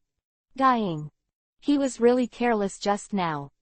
Actually, this is also because he had a good time drinking with Yi Feng. Otherwise, with his emotional intelligence, he would never make such excessive demands on Yi Feng in such a public place. But Yi Feng smiled indifferently and said, it's okay, we drank well, and we are already friends. This trivial matter is nothing to worry about. Don't worry about it. The voice fell. Cobra hurriedly drank 3 more bowls of wine to make up for the lost 3-point drunkenness. But honestly, Yi Feng's words were too vague. He didn't know whether Yi Feng was saying that showing off his cooking skills was a trivial matter, or that his just being unreasonable was a trivial matter. But, although he made up for the wine, he didn't dare to mention the matter of letting Yi Feng cook again. Although he is the king and Yi Feng is only a vice admiral. But, vice admiral can also represent the Navy headquarters. HMPH, what's too much? It's obvious that you have been touting Yefeng all the time, and now he is about to be slapped in the face, so you don't dare. Princess Wei Wei pouted and finally found the contempt there breakthrough. To this, Yi Feng glanced at her lazily, then looked at Cobra and said, well, since it's all said and done, I'll show everyone a hand, and let your chef prepare the ingredients for me. I will make an Odin for everyone to try. Quote. Che, what's so delicious about Odin? What do you think you really have? Princess Wei Wei continued to purse her lips and muttered in a low voice, unconvinced. That's it. Cobra shook his head with drunken eyes, and ordered his men to prepare the ingredients. Then he looked at Yi Feng and said with a smile. It's rare that Brother Yefeng wants to show us a hand. So, if the Odin cooked by Brother Yefeng is really more delicious than those made by top chefs here, then I will give you my little girl, Wei Wei. Hear this. Everyone was stunned. 1 meal for a princess. Was this decision too hasty? Even Yi Feng couldn't help frowning. As if to say, you old thing is too much. I take you as a friend, but you want to be my husband. What are you thinking of? What about trouble? Then, Cobra straightened his tongue and continued, I will give you the little girl Vivi as a crew member, and let her follow your navy to the sea to experience. After hearing this, Princess Wei Wei finally breathed a sigh of relief. She almost thought she was picked up by her old father since she was a child, but she sold it for a meal. But, join the navy and become Yi Feng's subordinate. How can that be? But, Princess Vivi is preparing to raise objections. Yifeng was the first to speak. There's no need for that. There is no shortage of people on my ship for the time being. Princess Weiwei should stay with you. Night Wind shrugged.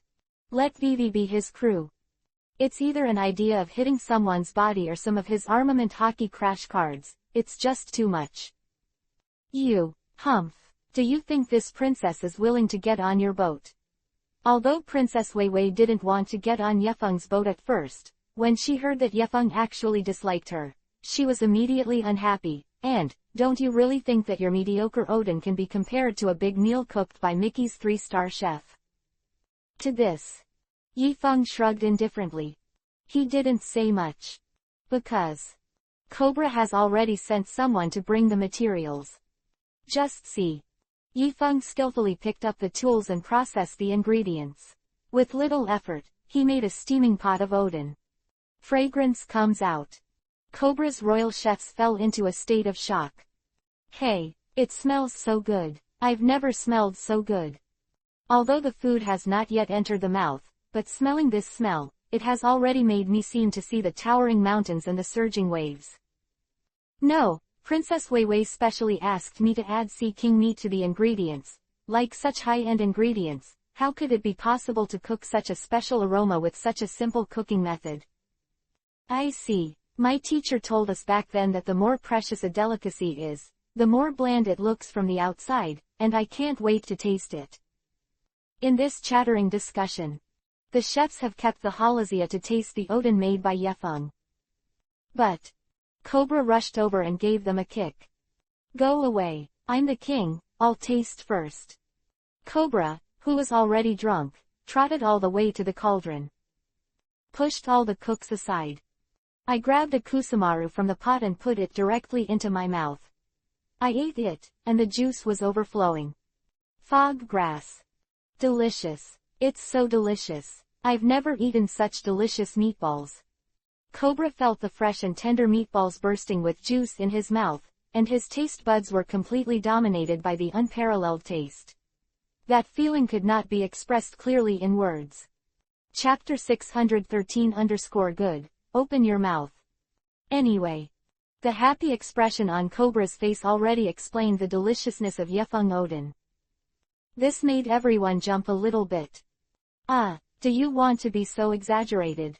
Is it okay to act so exaggerated? Although Nami couldn't help smelling the seductive fragrance, she was still skeptical about Cobra's performance. She thought it was too exaggerated. Even delicious. It's not that exciting, is it? Then, Yifeng picked a fishball out of the pot from the bamboo skewer, put it beside Nami's mouth, and said with a smile, "Good boy, open your mouth." Hear Yifeng's order. Nami opened her small mouth without hesitation. Then, the fish balls entered Nami's mouth. Puff. The fish balls melted in the mouth, turned into a delicious white soup, and flowed into the body along Nami's throat. Wow! It's so delicious. People want it. Nami, who was still a little suspicious at first, has fallen to the ground at this moment. The unparalleled fragrance made her body tremble.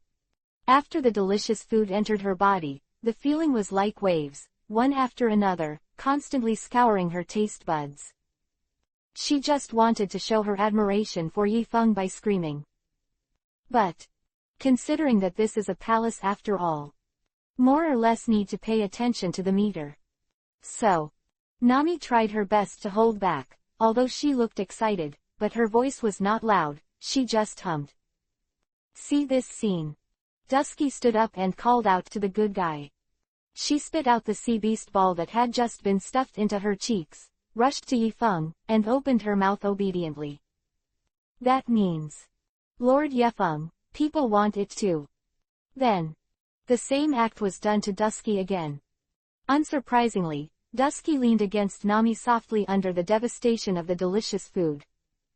To this, Tina shook her head to express her helplessness. She understood the behavior of these two new girls very well. Because she was just like them the first time. After all, Yifeng is so delicious. Next, the girls began to feast, and Cobra was pushed aside by them. But Princess Wei Wei always frowned and looked at them coldly. Snort. Play. Give me another play. To lie to me. You guys really did a great job. See here. Yifeng picked a crispy sausage from the pot and came to Wei Wei. Princess, have something to eat. Yifeng asked with kindness, looking into Wei Wei's eyes. Humph, I don't eat it. You can tell it's not delicious at all. Vivi pouted. Although her mouth was already drooling. But Wei Wei used her last stubbornness to overcome her strong curiosity. Really don't eat. Are you sure? Yifeng held up the crispy sausage and shook it in front of Princess Wei Wei. The fragrance emanated from the steaming crispy sausage, and floated into the body along Princess Wei Wei's nose without restraint. Although she didn't want to eat it, but his eyes couldn't help moving with Yifeng's fingers. Of course I.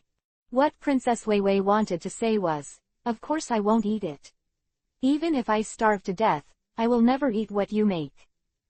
But, just when Princess Wei Wei said the word, ran. Yifeng has impatiently stuffed the crispy sausage into Princess Wei Wei's mouth. Woohoo! By surprise. Princess Wei Wei made a choked sound. But, after the essence of the food touches the taste buds of Princess Wei Wei, her choked voice became a comfortable sound. She suddenly couldn't help biting. Chewed in small mouthfuls. Fragrant. So fragrant. Really delicious. Delicious. How can there be such delicious food in this world? Finally, under the control of the true fragrance law, Princess Vivi Yuhi joined Dusky and Namatina with a face. Enjoy the delicious night breeze together. To be honest, although some ingredients in this world are high-end, the cooking level of the chefs is really average. Just look at their names. Mickey Samsung. Without the word, Lin, it would be a world apart. At least according to Yifeng. The so-called local delicacies of One Piece are far inferior to those that Yifeng Cheng had eaten in his previous life, let alone compared to what he made. Thought here. Yifeng suddenly thought of Charlotte Lingling. Charlotte Lingling is a sufferer of severe eating disorder. She can eat all those messy things. If she eats Yifeng's delicious food, won't she go to heaven? But had no intention of attacking Big Mom at all. A brutal pink hippo like her. What Yifeng gave her could only be a critical punch. ... Take advantage of the time when everyone is eating Odin. Yifeng cast urine and left the banquet hall temporarily. After all, the main goal of his visit to the Alabasta Palace this time was to take away the original historical texts hidden in the Alabasta Royal Burial Chamber. Observation Hockey released. Yifeng didn't waste much effort to find this historical text. Then, the phantom sound moved forward. Yifeng crossed the space and came to the royal tomb. Is this the special stone tablet that records the original text of history? Yifeng looked at the huge stone tablet in front of him that recorded unknown characters. Fell into a brief contemplation. Although Yifeng came to this world for a long time, but he did not go to these historical texts. Because Yifeng is not interested in girls, will he be interested in a pile of stones? Is it a stone that can't be destroyed? Can't I? Yifeng thought about it, took out the ghost from the system space, stroked the stone lightly, leaving a trace, and then smiled. See, it's impossible for a man to fail. Yifeng did not continue to destroy after leaving a trace on the stone. After all, it would be embarrassing if there was too much damage and the mission failed. Then, Yifeng has unknowingly collected the original historical text here into the system space for temporary storage. Then, back to the banquet hall. At this time, the pot of Odin that Yifeng just made has been divided up by the girls. Cobra didn't eat much though. But he was fortunate enough to drink up all the soup left in the pot. This is estimated to be enough for him to reminisce for the rest of his life. Cough, I really thank Brother Yifeng for bringing us such a high-end experience. The old man can't repay it, or is it about the little girl? Cobra glanced at Vivi who was filling up and then glanced at Yifeng. There was a deep smile on his face. In Cobra's view, there is absolutely no way that someone who can cook such delicious food has a bad heart. So, Cobra is really looking like he has paired his daughter with Yifeng now. Chapter 614 A small bet is good, a big bet hurts the body. Cobra's idea is actually quite simple. If he Cobra can become Yifeng's old husband. So, when he wants to eat later, can't let Yifeng cook it for him just by asking the girl to say hello. But, look at the only 3 crew members on the Night Wind. Regardless of appearance or stature, they are one of a kind. Not at all inferior to his own baby girl. So, Cobra felt that it was quite difficult to be Yifeng's father-in-law. Old Ko, let's be honest, you have seen my boat. I'm different from other vice admirals. I really don't need too many crew members. Yifeng shook his head decisively and said. This is the second time Yifeng has refused to let Princess Weiwei board the ship today. Although Princess Weiwei appeared calm on the surface. But I was very lost inside. After all, her mouth, her throat, and her stomach have all been successfully conquered by Yifeng. Although she is still stubborn. But I really want to get on Yifeng's boat. Really want. Well, Cobra hesitated for a moment, although Yifeng repeatedly rejected him, but he did not give up. If it's just that the boat is not suitable, I actually have a lot of big boats here, and the boat speed is very fast. There are also various entertainment facilities on it, which are very comprehensive and ensure that all kinds of services are in place. Do you really not think about it? Quote. Don't think about it. Yifeng shook his head decisively. Although Yifeng has always liked Princess Weiwei in her last life. But, Yifeng was worried that if he had too many girls around him, he would not be able to hold on. Especially when the entertainment facilities are too complete. Luxury makes. So, Yifeng felt that he had to restrain himself. Absolutely can't see one take one. Just Chan. ... Left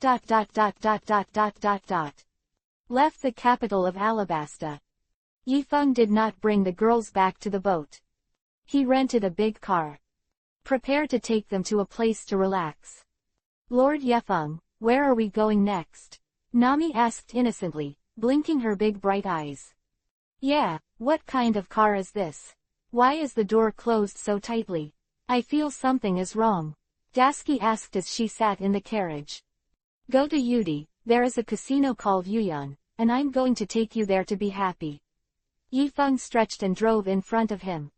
Casino, Tina hasn't been there for a long time, I hope you can have a good time this time. Tina raised the corner of her mouth, lit the cigarette beside her lips, and living with Admiral Yifeng was indeed full of fun.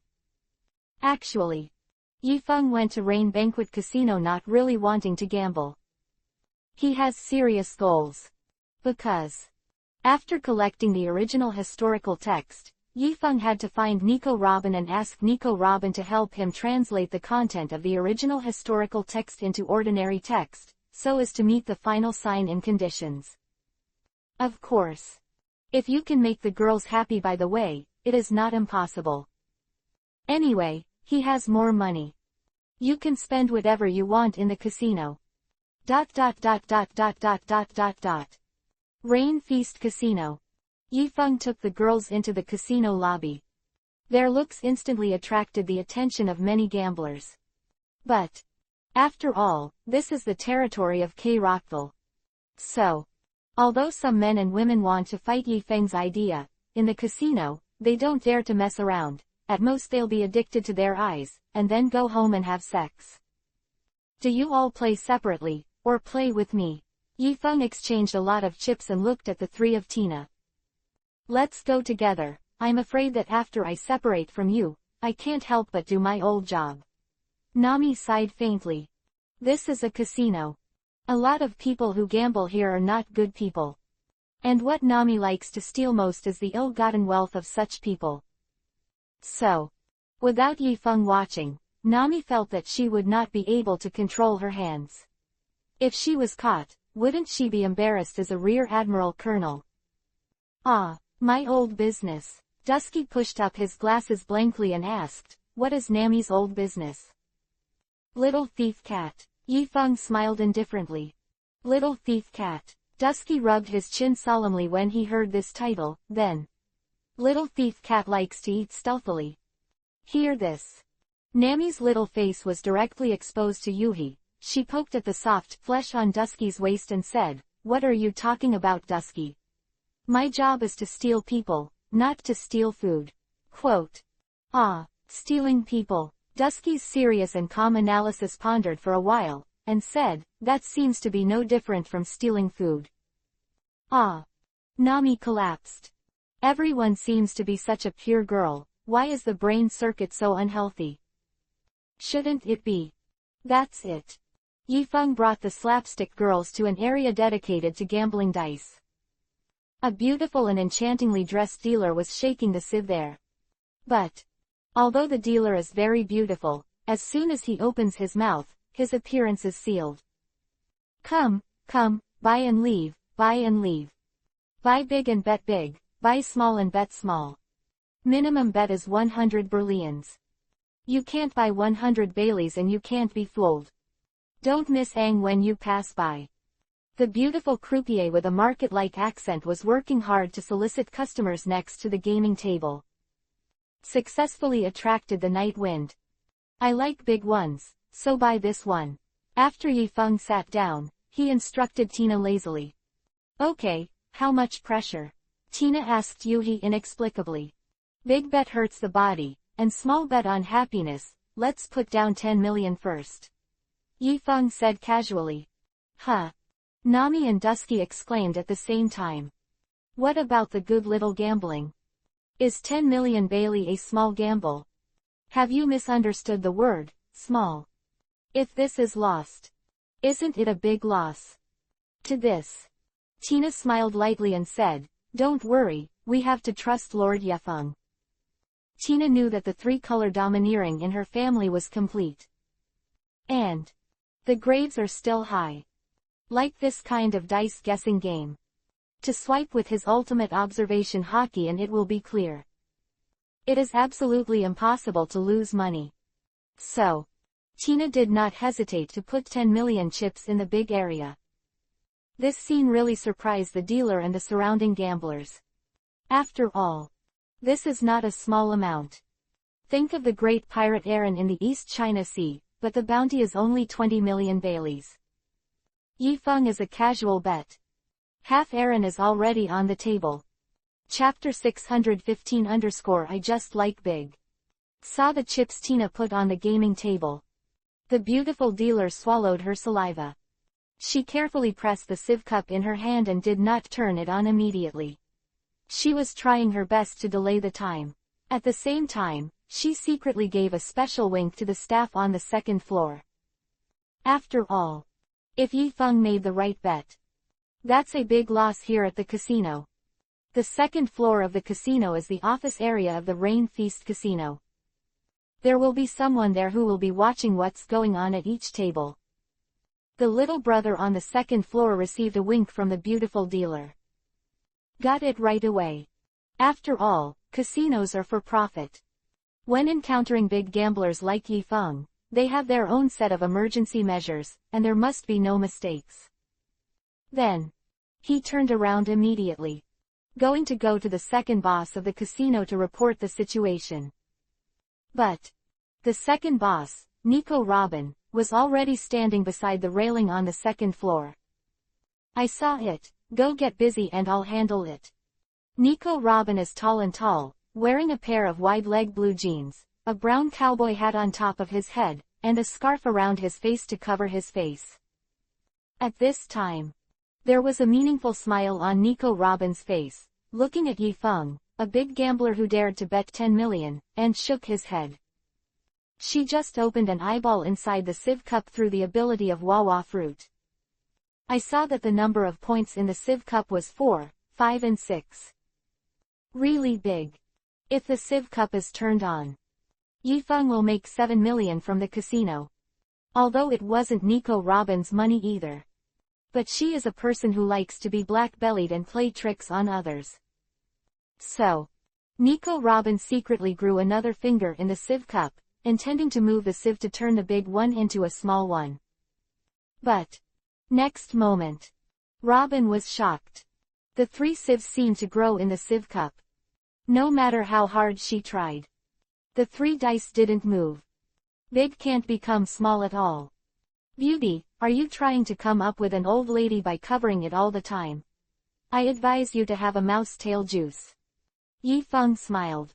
Take out the teacher Matsuri and whip the corpse. Actually, had already used Tenseign, attraction and repulsion to lock the points of the 3 sieves. Want to be small. Feel sorry. People like the night breeze. Open with the night wind. The surrounding gamblers also began to boo. Under the pressure of the crowd, the beautiful dealer really can't do anything. Although she did not receive a confirmation look from the staff on the 2nd floor. But she could only open the sieve cup honestly. Fog grass. It turns out to be really big. Little brother has made a lot of money. Emma, to tell you the truth, I originally wanted to buy the big one, but I thought that this little brother bet so big, he would definitely not be able to win. I didn't expect that this time it would be wrong. It's called. Everyone understands the truth. But doing it is different. It's very normal for places like casinos to be tricky. So, according to common sense, Yi Feng dared to buy such a big deal. The casino would definitely not let him get his wish, so generally speaking, as long as it was the opposite of what he bought, there is a high probability of winning. Result. Who would have thought that the Rain Banquet Casino would not act according to the routine? The night wind has hit. This also made all the gamblers look at the Rain Banquet Casino several times. After all, casinos with such a decent style are really rare these days. Mr. Krokdar, who has the name of Shichibukai. Lord Yefeng, what should you buy for the 2nd one? Do you still buy the big one? Nami looked at the pile of chips in front of Yi Feng's eyes. The 2 big eyes were shining brightly. Nami was thinking. No wonder Lord Yefeng is so disdainful of money. Have this technology and worry about money. Of course I have to buy a big one. Yi Feng smiled. Subsequently, Yi Feng has gone too far. He didn't wait for the dealer to roll the dice and let Tina pile up all the chips on the big area. And Yi Feng's bet this time is 17 million Bailey. My district. Atmosphere. This is to fight the bayonet with the casino. What should we do? Are we going to buy this one too? I don't think so. Think about it carefully. Who has such good luck twice in a row? That's right, how can it be that big? Since he bought big this time, then we will definitely win if we buy small. The few old buddies who just made up their minds to make money in the casino decided to do the reverse operation again. Then, after waiting for a while, the beautiful dealer was sweating coldly in her palms. Finally, she bit the bullet and opened the sieve cup. Not only was the number of points in the sieve very large, but it was also 6 or 6. Just ask if this bully is not bullying. Fog grass. Who is the special code that persuaded Lao Su to buy a small child? Stand up for me, I promise not to kill you. It's a pit, the next time this little brother buys, I will buy whatever, no one can persuade me to do it. Don't panic, as the saying goes, you can't do it again and again. Do you think it's possible for him to be the 3rd? This is. Then why don't we wait and see first? Then, in this messy discussion, Yi Feng once again put all his chips on the big area. As expected, the beauty dealer's sieve cup is opened. The points of the 3 sieves are neatly 3666. This time, the beauty panicked. But she couldn't stop gambling, it was against the rules, so she could only bite the bullet and wink wildly at the 2nd floor. But the little brother on the 2nd floor was also very embarrassed. Big Robin was by his side. But Nico Robin's face turned pale. She can't change the fact that Yefeng buys big and opens big. Damn. How the hell did this guy do it? Robin has been using the fruit ability to observe the changes of the dice in the sieve cup. In Robin's view, Every time the sieve is shaken, it will, coincidentally, stop at the position of 6 or 6. No matter how Robin fiddled with the sieve with his fruit-growing fingers, the sieve is always motionless. Although the casino money is not Robin's, Robin is not particularly interested in money. But if Yifeng continued to gamble like this, K-Roctal would definitely go crazy. By the time the staff of the entire Rain Feast Casino have to follow the unlucky. Just when Robin was in a trance, Yifeng has won 4 or 5 games in a row. The gamblers around also followed Yifeng and drank a little soup from their hearts. Although I can't say that I made a lot of money. But how daring people are, how prolific the land is. The daring starve to the death of the timid. Not unreasonable. Second boss. What should I do? If it goes on like this, the big boss will definitely go crazy when he comes back. The little brother next to him said beside Robin with a bitter face. Rockdale is a big shot. And Rockdale has a more brutal character. If he knows about such a thing in the casino, all the staff will suffer. Chapter 616_Fair and Just Gambling. Well, you go and invite that person to the second floor, and I'll deal with him. Robin's eyes narrowed. Anyway, she was going to slow down the night wind first. ... Not much effort. Yifeng brought his chips and girls to the second floor of the casino. Go into the room. Yifeng sat down opposite Robin. Why, I only won tens of millions of you, so I can't sit still. Yifeng looked at Nico Robin and smiled. It's only tens of millions.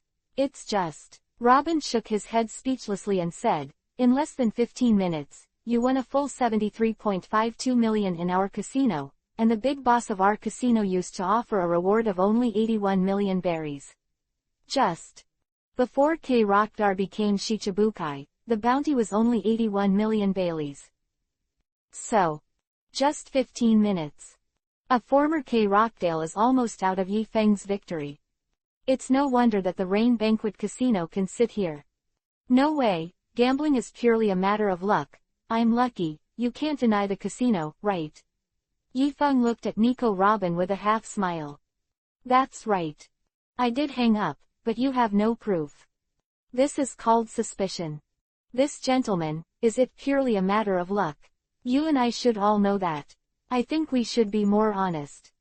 Nico Robin shook his head speechlessly. Don't you know what's going on with yourself? Although Nico Robin didn't know what method Yifeng used to control the points of the sieve, so that every time they stopped, it was 3 or 6. But since Nico Robin can't use the ability of Huahuaguo to move the dice in the sieve cup, then this is absolutely abnormal, so the other party must be secretly moving. And the other party must also know that she has moved her hands and feet.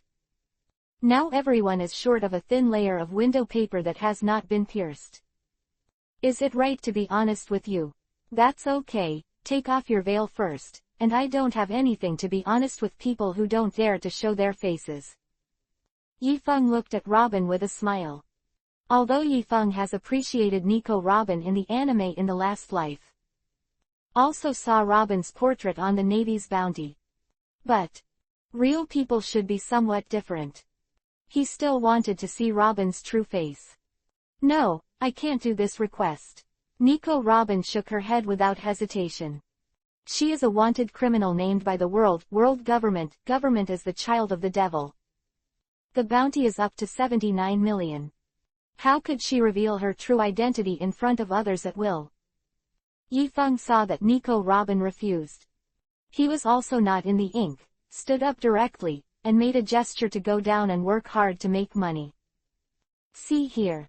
Nico Robin frowned, activated the ability of Wawa Fruit, and closed the door of the office with a bang. Immediately after, Tina named Ashi took on fighting stances one after another.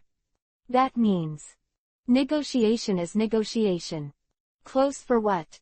After all, it's easy to cause misunderstandings when everyone is alone, isn't it? This gentleman, you have already made nearly 100 million Bailey in our Yuyan casino. Are you still not satisfied? You should know who the big boss of Yuyan Casino is. Are you sure you want to fight against Chiwahai? Nico Robin looked at Yifeng strangely. Although few people now know that K-Rock Doll is the head of the Ba Rock Work Society. But let go of this identity. K-Rock Doll still bears the name of Chiwahai. Why did this person in front of him dare to make trouble in the casino opened by Chiwahai? Not quite right. I said, gambling is a matter of luck. Why do you say I'm against you? Yifeng smiled lightly, sat back opposite Robin, and smiled slightly sarcastically. Besides, you don't really think I'd be afraid of a crocodile who can't even live in the new world. Hear Yifeng's answer. Nico Robin was slightly shocked. Pretending Robin has seen a lot. But she didn't see any signs of pretending on Yifeng's face. As if Yifeng's aura of looking at all directions is natural. Not pretending at all. Dare, what's your name? Nico Robin asked Yifeng curiously. Don't do these indifferent temptations. Yifeng leisurely took out 3 dice from the sieve cup on the table, looked at Robin with a half smile and said, well, you bet with me, if you win, I'll tell you who I am, and I won't continue to snatch your casino's wool. How about that? Pick up wool. Hear this rather figurative word. The girls standing behind Yifeng couldn't help laughing. The Lieutenant General is really humorous. Love. Betting. How to bet. Nicole Robin frowned slightly. Her sixth sense told her that things were definitely not as simple as she imagined. Actually, it's very simple. We just bet on the dice. Whoever has the most points wins. There's no need for a sieve. It's fair, and above all, this is the fairest bet in the world. Yifeng looked at Robin with a smile. He held 3 large, round sieves in his hands. Besides, the sieve is also your own casino. I don't worry about you playing tricks on the sieve. You probably don't need to worry about me playing tricks, right? Rolling the dice is indeed the most upright gambling. But just downstairs, the 3 dice were also open and fair. Under Robin's watch, they were rolled out of 6 or 6 by the people in their casino 3 times. So, Robin thinks Yifeng's gamble is quite inappropriate. If I'm not mistaken, you should be a devil fruit power user, right? If your fruit power is to remotely control objects, then no matter how much we bet on the dice, I'm afraid it's not fair, right? Nico Robin looked at Yifeng eyes said. Ability to control the number of dice. You can also compete with Nico Robin's flowers and fruits from a distance. Nico Robin felt that Yifeng must be a devil fruit person. Are you worried that I'm a capable person? Yifeng smiled and said, that's very simple. Then, it's too late to say. Yifeng's voice just fell. He has already taken out a pair of Halu stone handcuffs from the system space. One end of the handcuffs is on Yifeng's own wrist, and the other end is on Nico Robin's wrist. Nico Robin felt the terrifying power in the Halu stone, and instantly her body felt like she was going to be hollowed out. This is the weakness of devil fruit power users. Devil fruits are powerful.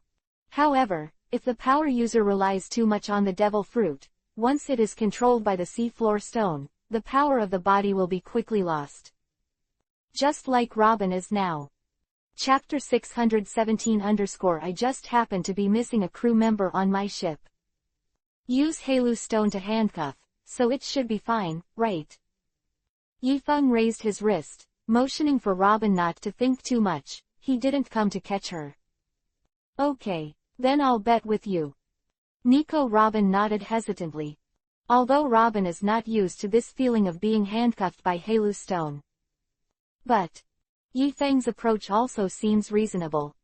Only in this way can the fairness and justice of gambling be guaranteed. If I lose, what do you want? But first, I won't remove the scarf from my face, Robin asked.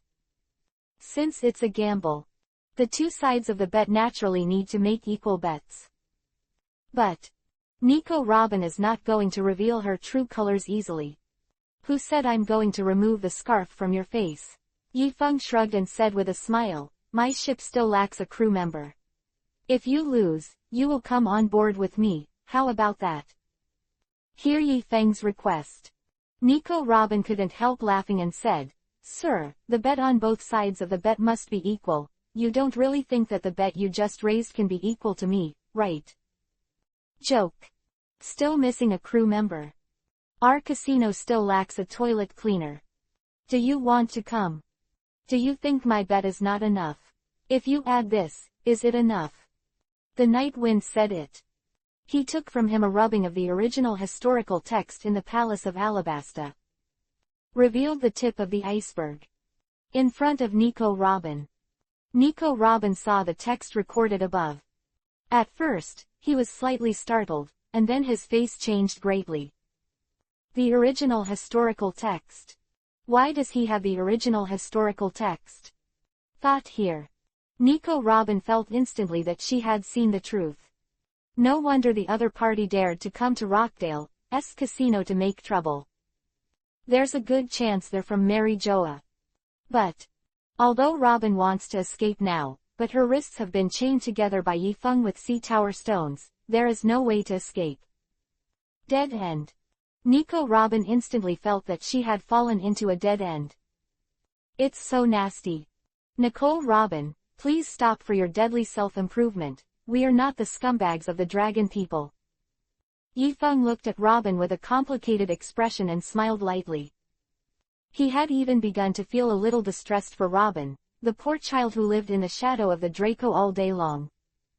You really know who I am. What do you want to do?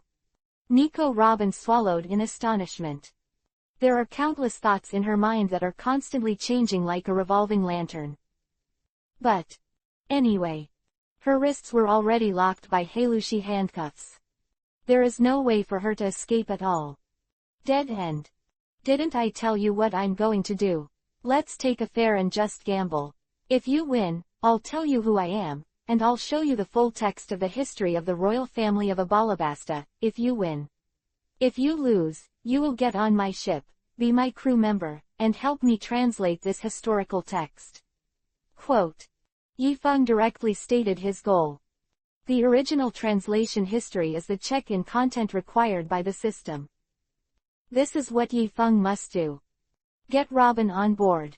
This is purely because Yi Feng feels that Robin is very pitiful, and he wants to save Robin, the errant girl. The purpose is very simple. Who the hell are you? Don't you understand? Once you know the contents of the original Akatsuki history, you will also become the enemies of the dragons. Nico Robin frowned. Her gaze towards Yi Feng became more and more complicated. Actually, at the very beginning, Nico Robin did suspect Yi Feng that they were Mary Joa's people. Such as the Cipher Pole Department. But, if Yi Feng really belonged to Mary Joa, he would have no need to let himself see the original historical text, and he would not even want her to translate the historical text. Because the original historical text is the biggest taboo in the eyes of the world government, and in the eyes of Tianlong people. They don't want anyone to know the truth recorded in the original historical text. It's easy to know who I am. As long as you bet your luck with me fairly and justly and win me, no matter what you want to know, I can tell you everything. Yi Feng winked at Robin. Isn't it a secret? He was never afraid to tell his secrets. Even the secrets of his system can be said casually by Yi Feng. But maybe the system is behind it. No matter what Yi Feng says, no one wants to believe Yi Feng's big truth. They seem to prefer to believe that Yi Feng's strength is obtained through hard work. It is the talent of the night wind. This made Yi Feng feel very sad. Good. I can bet with you. Nico Robin took a deep breath. Since everyone was bound by Halu Stone. So, such bets are indeed fair. Then, Robin grabbed the 3 dice and threw them out using a throwing technique she had practiced for a while. Then, the points shocked everyone. 3 ones. It looks like you have practiced. Otherwise, how could you throw such sharp points? Dusty was stunned. She used to play dice occasionally when she was in her hometown. But, to be frank, Dusty had never seen someone throw 3 ones. See this result. Nico Robin's heart also fell into the ice cellar instantly. It's too bad luck, isn't it? Robin, do you want to board the boat with me directly, or do you go through the process and I just throw it away? Yi Feng smiled. Of course, Robin's points are Yi Feng's trick. After all, his Tenseigen, attraction and repulsion are not devil fruit abilities. How could it be restricted by Heilushi's handcuffs? But if the king of Otsutsuki knew that Yi Feng was actually rolling the dice with their legendary Tenseigen estimate, it is very likely that they will cross the plane to find Yi Feng theory in anger. Of course I'll throw it away, maybe your luck is as bad as mine. Nicole Robin bit Kiba, frowned, and said unwillingly. Okay, then let you give up. The night breeze threw it away. The 3 dice roll and collide repeatedly on the table. Nico Robin watched nervously, expecting Yi Feng to be 3-1-2. But the result made Robin completely desperate. Because Yi Feng's 3 points turned out to be 6-6-6 again. This is impossible. How could someone be 6-6-6 all the time? This is not scientific at all. Nico Robin calmly analyzed and thought for a while, then she looked at Yi Feng with a puzzled face and said, You Heilu are the stone handcuffs only my half of the seafloor stone. Chapter 618_Rock Doll_. So far. Plus Yi Feng won a few times at the table below. He's had 4-6-6-6 in a row. This is not scientific at all. Nicole Robin is a serious historian. She has been familiar with history since childhood. But never heard of such a thing. So, Nico Robin thinks it must be Yi Feng who moved their hands and feet on Heilushi handcuffs. This is really nasty. Then, Yi Feng shrugged, untied the handcuffs on Robin's wrists, put them on his hands, raised his locked hands and said, Is it all right now? Do you want to try again? See this scene. Nico Robin's heart suddenly began to pound. Although the handcuffs on Yi Feng's side are not known to be true or false. But the seafloor stone handcuffs on Robin's side are absolutely real. And now, no matter who the other party is, he has now been locked in Heilushi handcuffs. So, could she use the ability of Wawa Fruit to make a sneak attack? But after this thought flashed through Robin's milk sea, she gave up on this plan. To be honest, since the other party can so indifferently use the seafloor stone to lock himself up, he must be confident that Robin can't escape. So, rather than intensifying conflict ahead of time, might as well try some luck. Then, Robin grabbed the 3 dice again, exhausted all his strengths, and finally threw them out. Result: 3 ones again. This time Robin's face turned white with anger. Is my luck really that bad? Suddenly, Robin thought again. No, it's impossible for me to have 3 ones for 2 consecutive hands. There must be someone with the power of devil fruit among the 3 of them. Robin's eyes fell on Tina and the 3 of them. She felt that she might have entered a misunderstanding at the beginning. She mistakenly thought that Yi Feng was doing a ghost, and the real blind spot was actually on the girl. Then, Yi Feng shrugged, and took out 3 more Heilu stone handcuffs. After testing the authenticity with Robin, he handcuffed the 3 girls as well.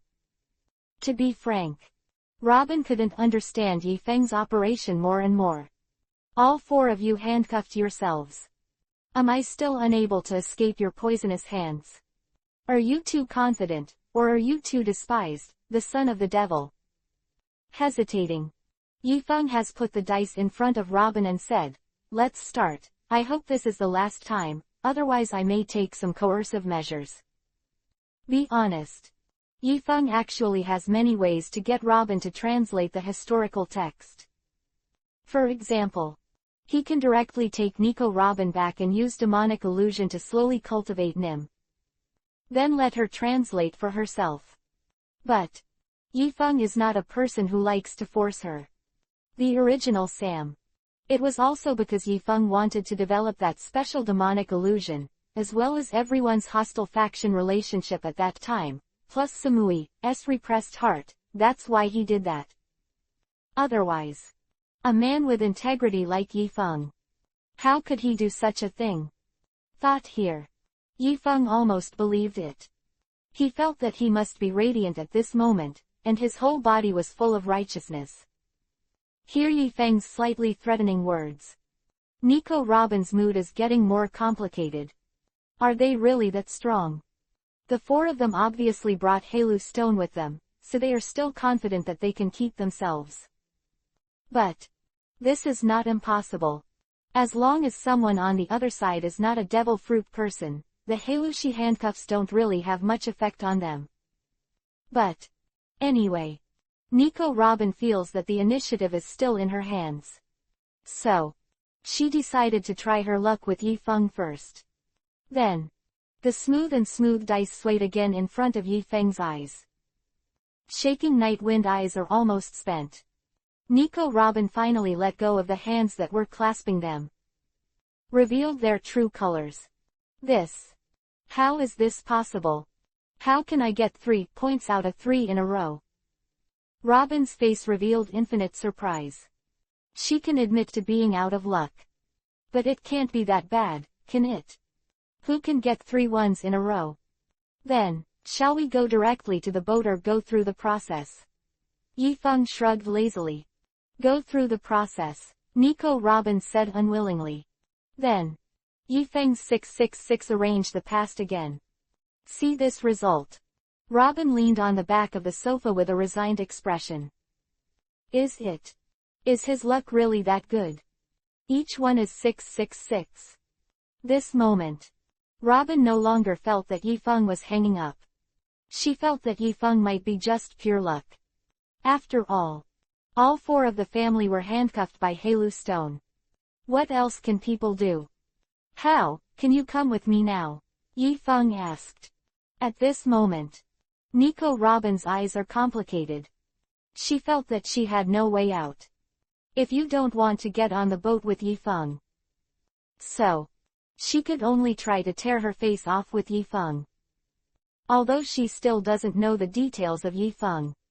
But this time it's just a fight.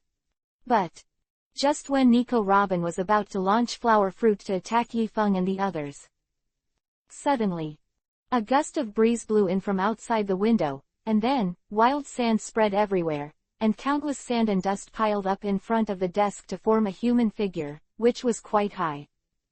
Needless to say, he is the big boss of Yuyan Casino, Shichibu Heike Rock Doll. K-Rock Doll appeared.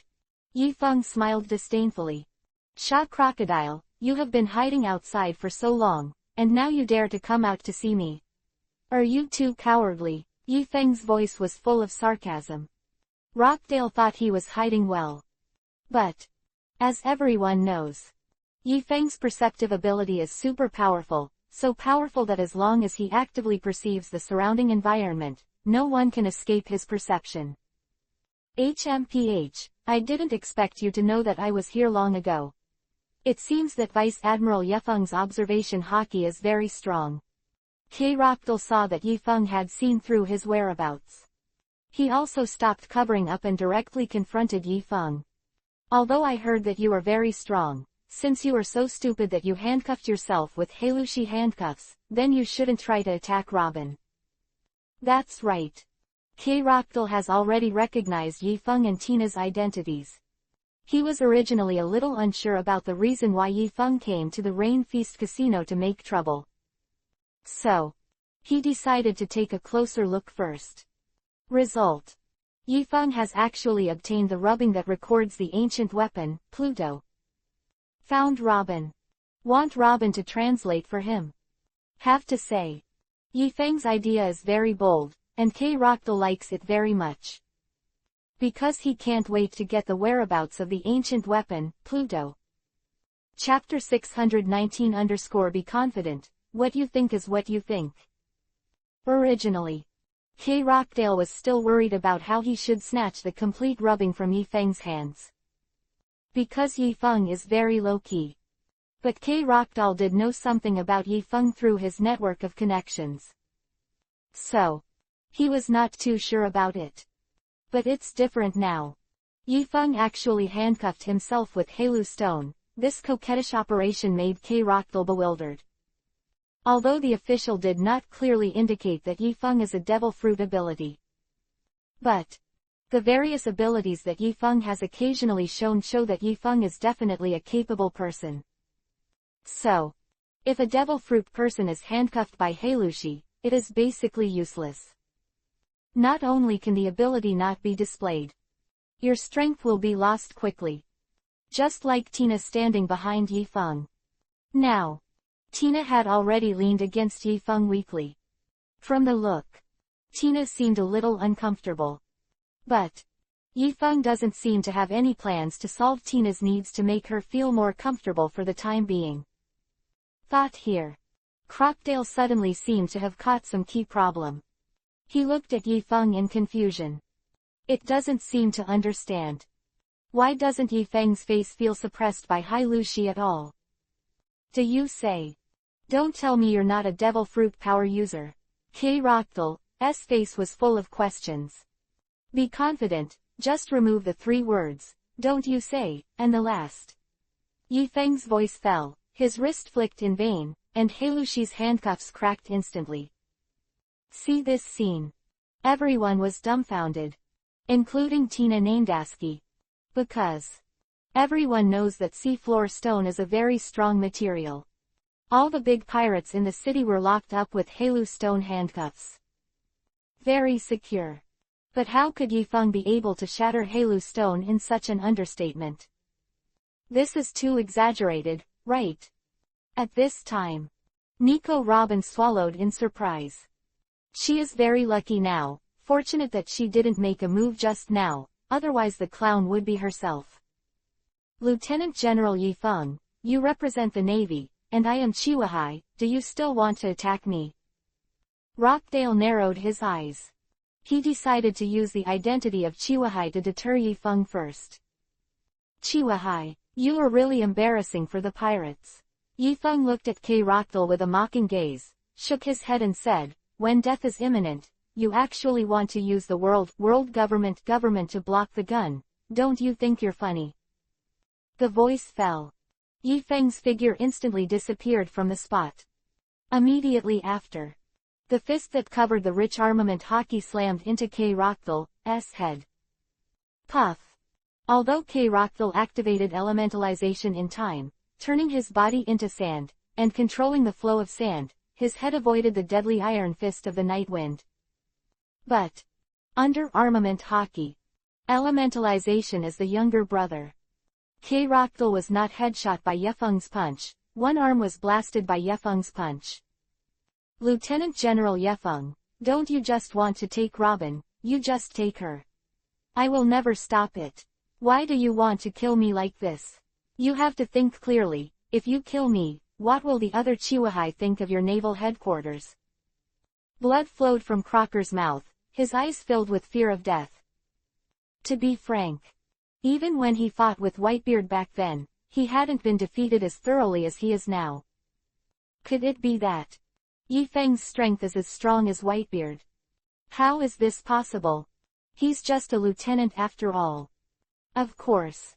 If Carp heard this, he might say, look down on the lieutenant general. The old man was the lieutenant general who defeated Cross. Tisk tisk. Speaking so much nonsense. I just want to say that I can't kill you all at once. Yifeng shook his head. Maybe it's because he hadn't really touched it for a long time. The rhythm of the fight is not as good as it used to be. So, Rockdale successfully avoided the key. But, seriously, Yifeng is very scary. Then, this time, Yifeng started the hand seal with both hands very seriously. After completing an extremely complicated hand seal, Yifeng's cheeks bulged. Sweden Water Style Water Dragon Bullet Art. Just see. A gigantic blue water dragon roared towards K-Roctal. Rockdal's ability is rustling fruit. The biggest nemesis is water. So, the huge water dragon devoured K-Roctal, Countless water currents containing pure chakra impacted K-Roctal's body from all directions. Blood poured out of the pores of his body. Almost in the blink of an eye. The blue water dragon turned blood Yuhi color. Shichibu Heike Rockdale died on the spot and died peacefully. Ah, Lord Yefeng is indeed a devil fruit person. But why does Heilushi seem to have no effect on Lord Yefeng? Dasky pushed the frame on the bridge of her nose, revealing a pair of she looks so cute when she thinks about it seriously. Maybe it's because Lord Yefeng's physique is very strong. So Heilushi can't weaken his power. Nami looked at Yefeng's strong physique thoughtfully, and there seemed to be saliva on the corner of her mouth. Come out. Okay, the episode is over, let's move on to Robin's question now.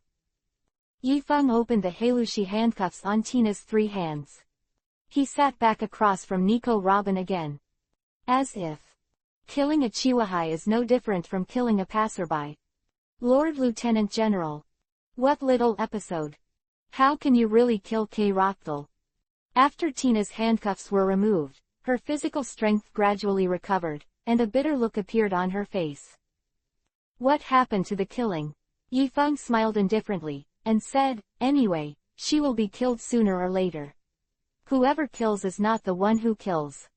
What? K-Roctal is Shichibukai. How can you kill a Shichibukai so casually? I'm afraid this is going to cause a lot of trouble. Like what K-Rochdale said at the end.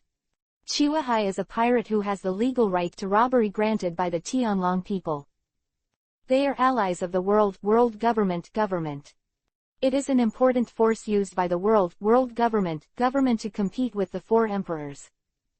And now. Rochdale casually. What would the other Chihuahua think of this matter? If they jointly go to Mary Joa to complain. The 5 old stars will definitely not forgive Yifeng easily. So. Tina was anxious. How could he just kill him casually? Yifeng said, Krokdar is guilty of stealing the country. He used dancing powder to control the drought in the kingdom of Alabasta, created panic and chaos, and attempted to take advantage of the chaos to occupy the kingdom of Alabasta. The sin is so great that it deserves death. Quote.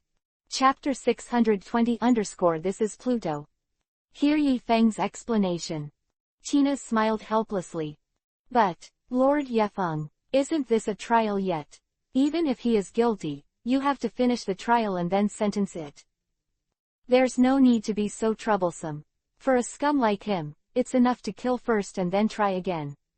Yifeng said indifferently. But everyone is dead. How can we still have evidence to prove his guilt? Tina sighed. Although Tina knows that her family will not be a person who likes to aimlessly. But even Krokdal is really guilty. Then there must be enough evidence from the master before a judgment can be made, right? After all, they are Chihuahua. It's okay if there is a witness, Cobra is the witness. Yifeng said indifferently, when the rain in Alabasta comes, I will go to him and record a video to prove it. Although Cobra has yet to empirically prove that there is a problem with Krokdal. But Alabasta's drought began after Krokdar came to Alabasta. After he died, Alabasta began to recover rainy days. So, the facts are already clear. As long as Yifeng mentions the other party a little, he will definitely understand what he should do. Okay, let's get back to business. Yifeng crossed Erlang's legs lazily, looked at Nico Robin who was shocked beyond measure, and asked, Robin, have you thought about it clearly? Are you willing to admit defeat? Still need me to take a little coercive action? Quote. Nico Robin looked at Yifeng with mixed feelings. A wry smile on his face. She finally lifted the veil on her face and revealed her true face. Have to say. Although Robin's facial features are very three-dimensional, she always gives Yifeng a strange feeling, and Robin after a few years is more fragrant. I didn't expect you to be a vice admiral. Nico Robin sighed faintly, shook her head helplessly, and asked, you want me to translate the historical text because the Navy also wants to get ancient weapons. Hades, right? After Nicole Robin asked this question, she suddenly felt that she was asking this question in vain. Because. Who doesn't want to have Hades? After all, it is one of the ultimate weapons that can destroy an island with one shot. The Navy has always wanted to find Pluto, but that has nothing to do with me, because I am not interested in Pluto, I am only interested in you. Yifeng shook his head and smiled. I actually just want to make you just help me translate the original historical text. So-called ancient weapon, Pluto, a big ship that can destroy an island with one shot. Can he do this with a punch? So, why is he still looking for a Pluto?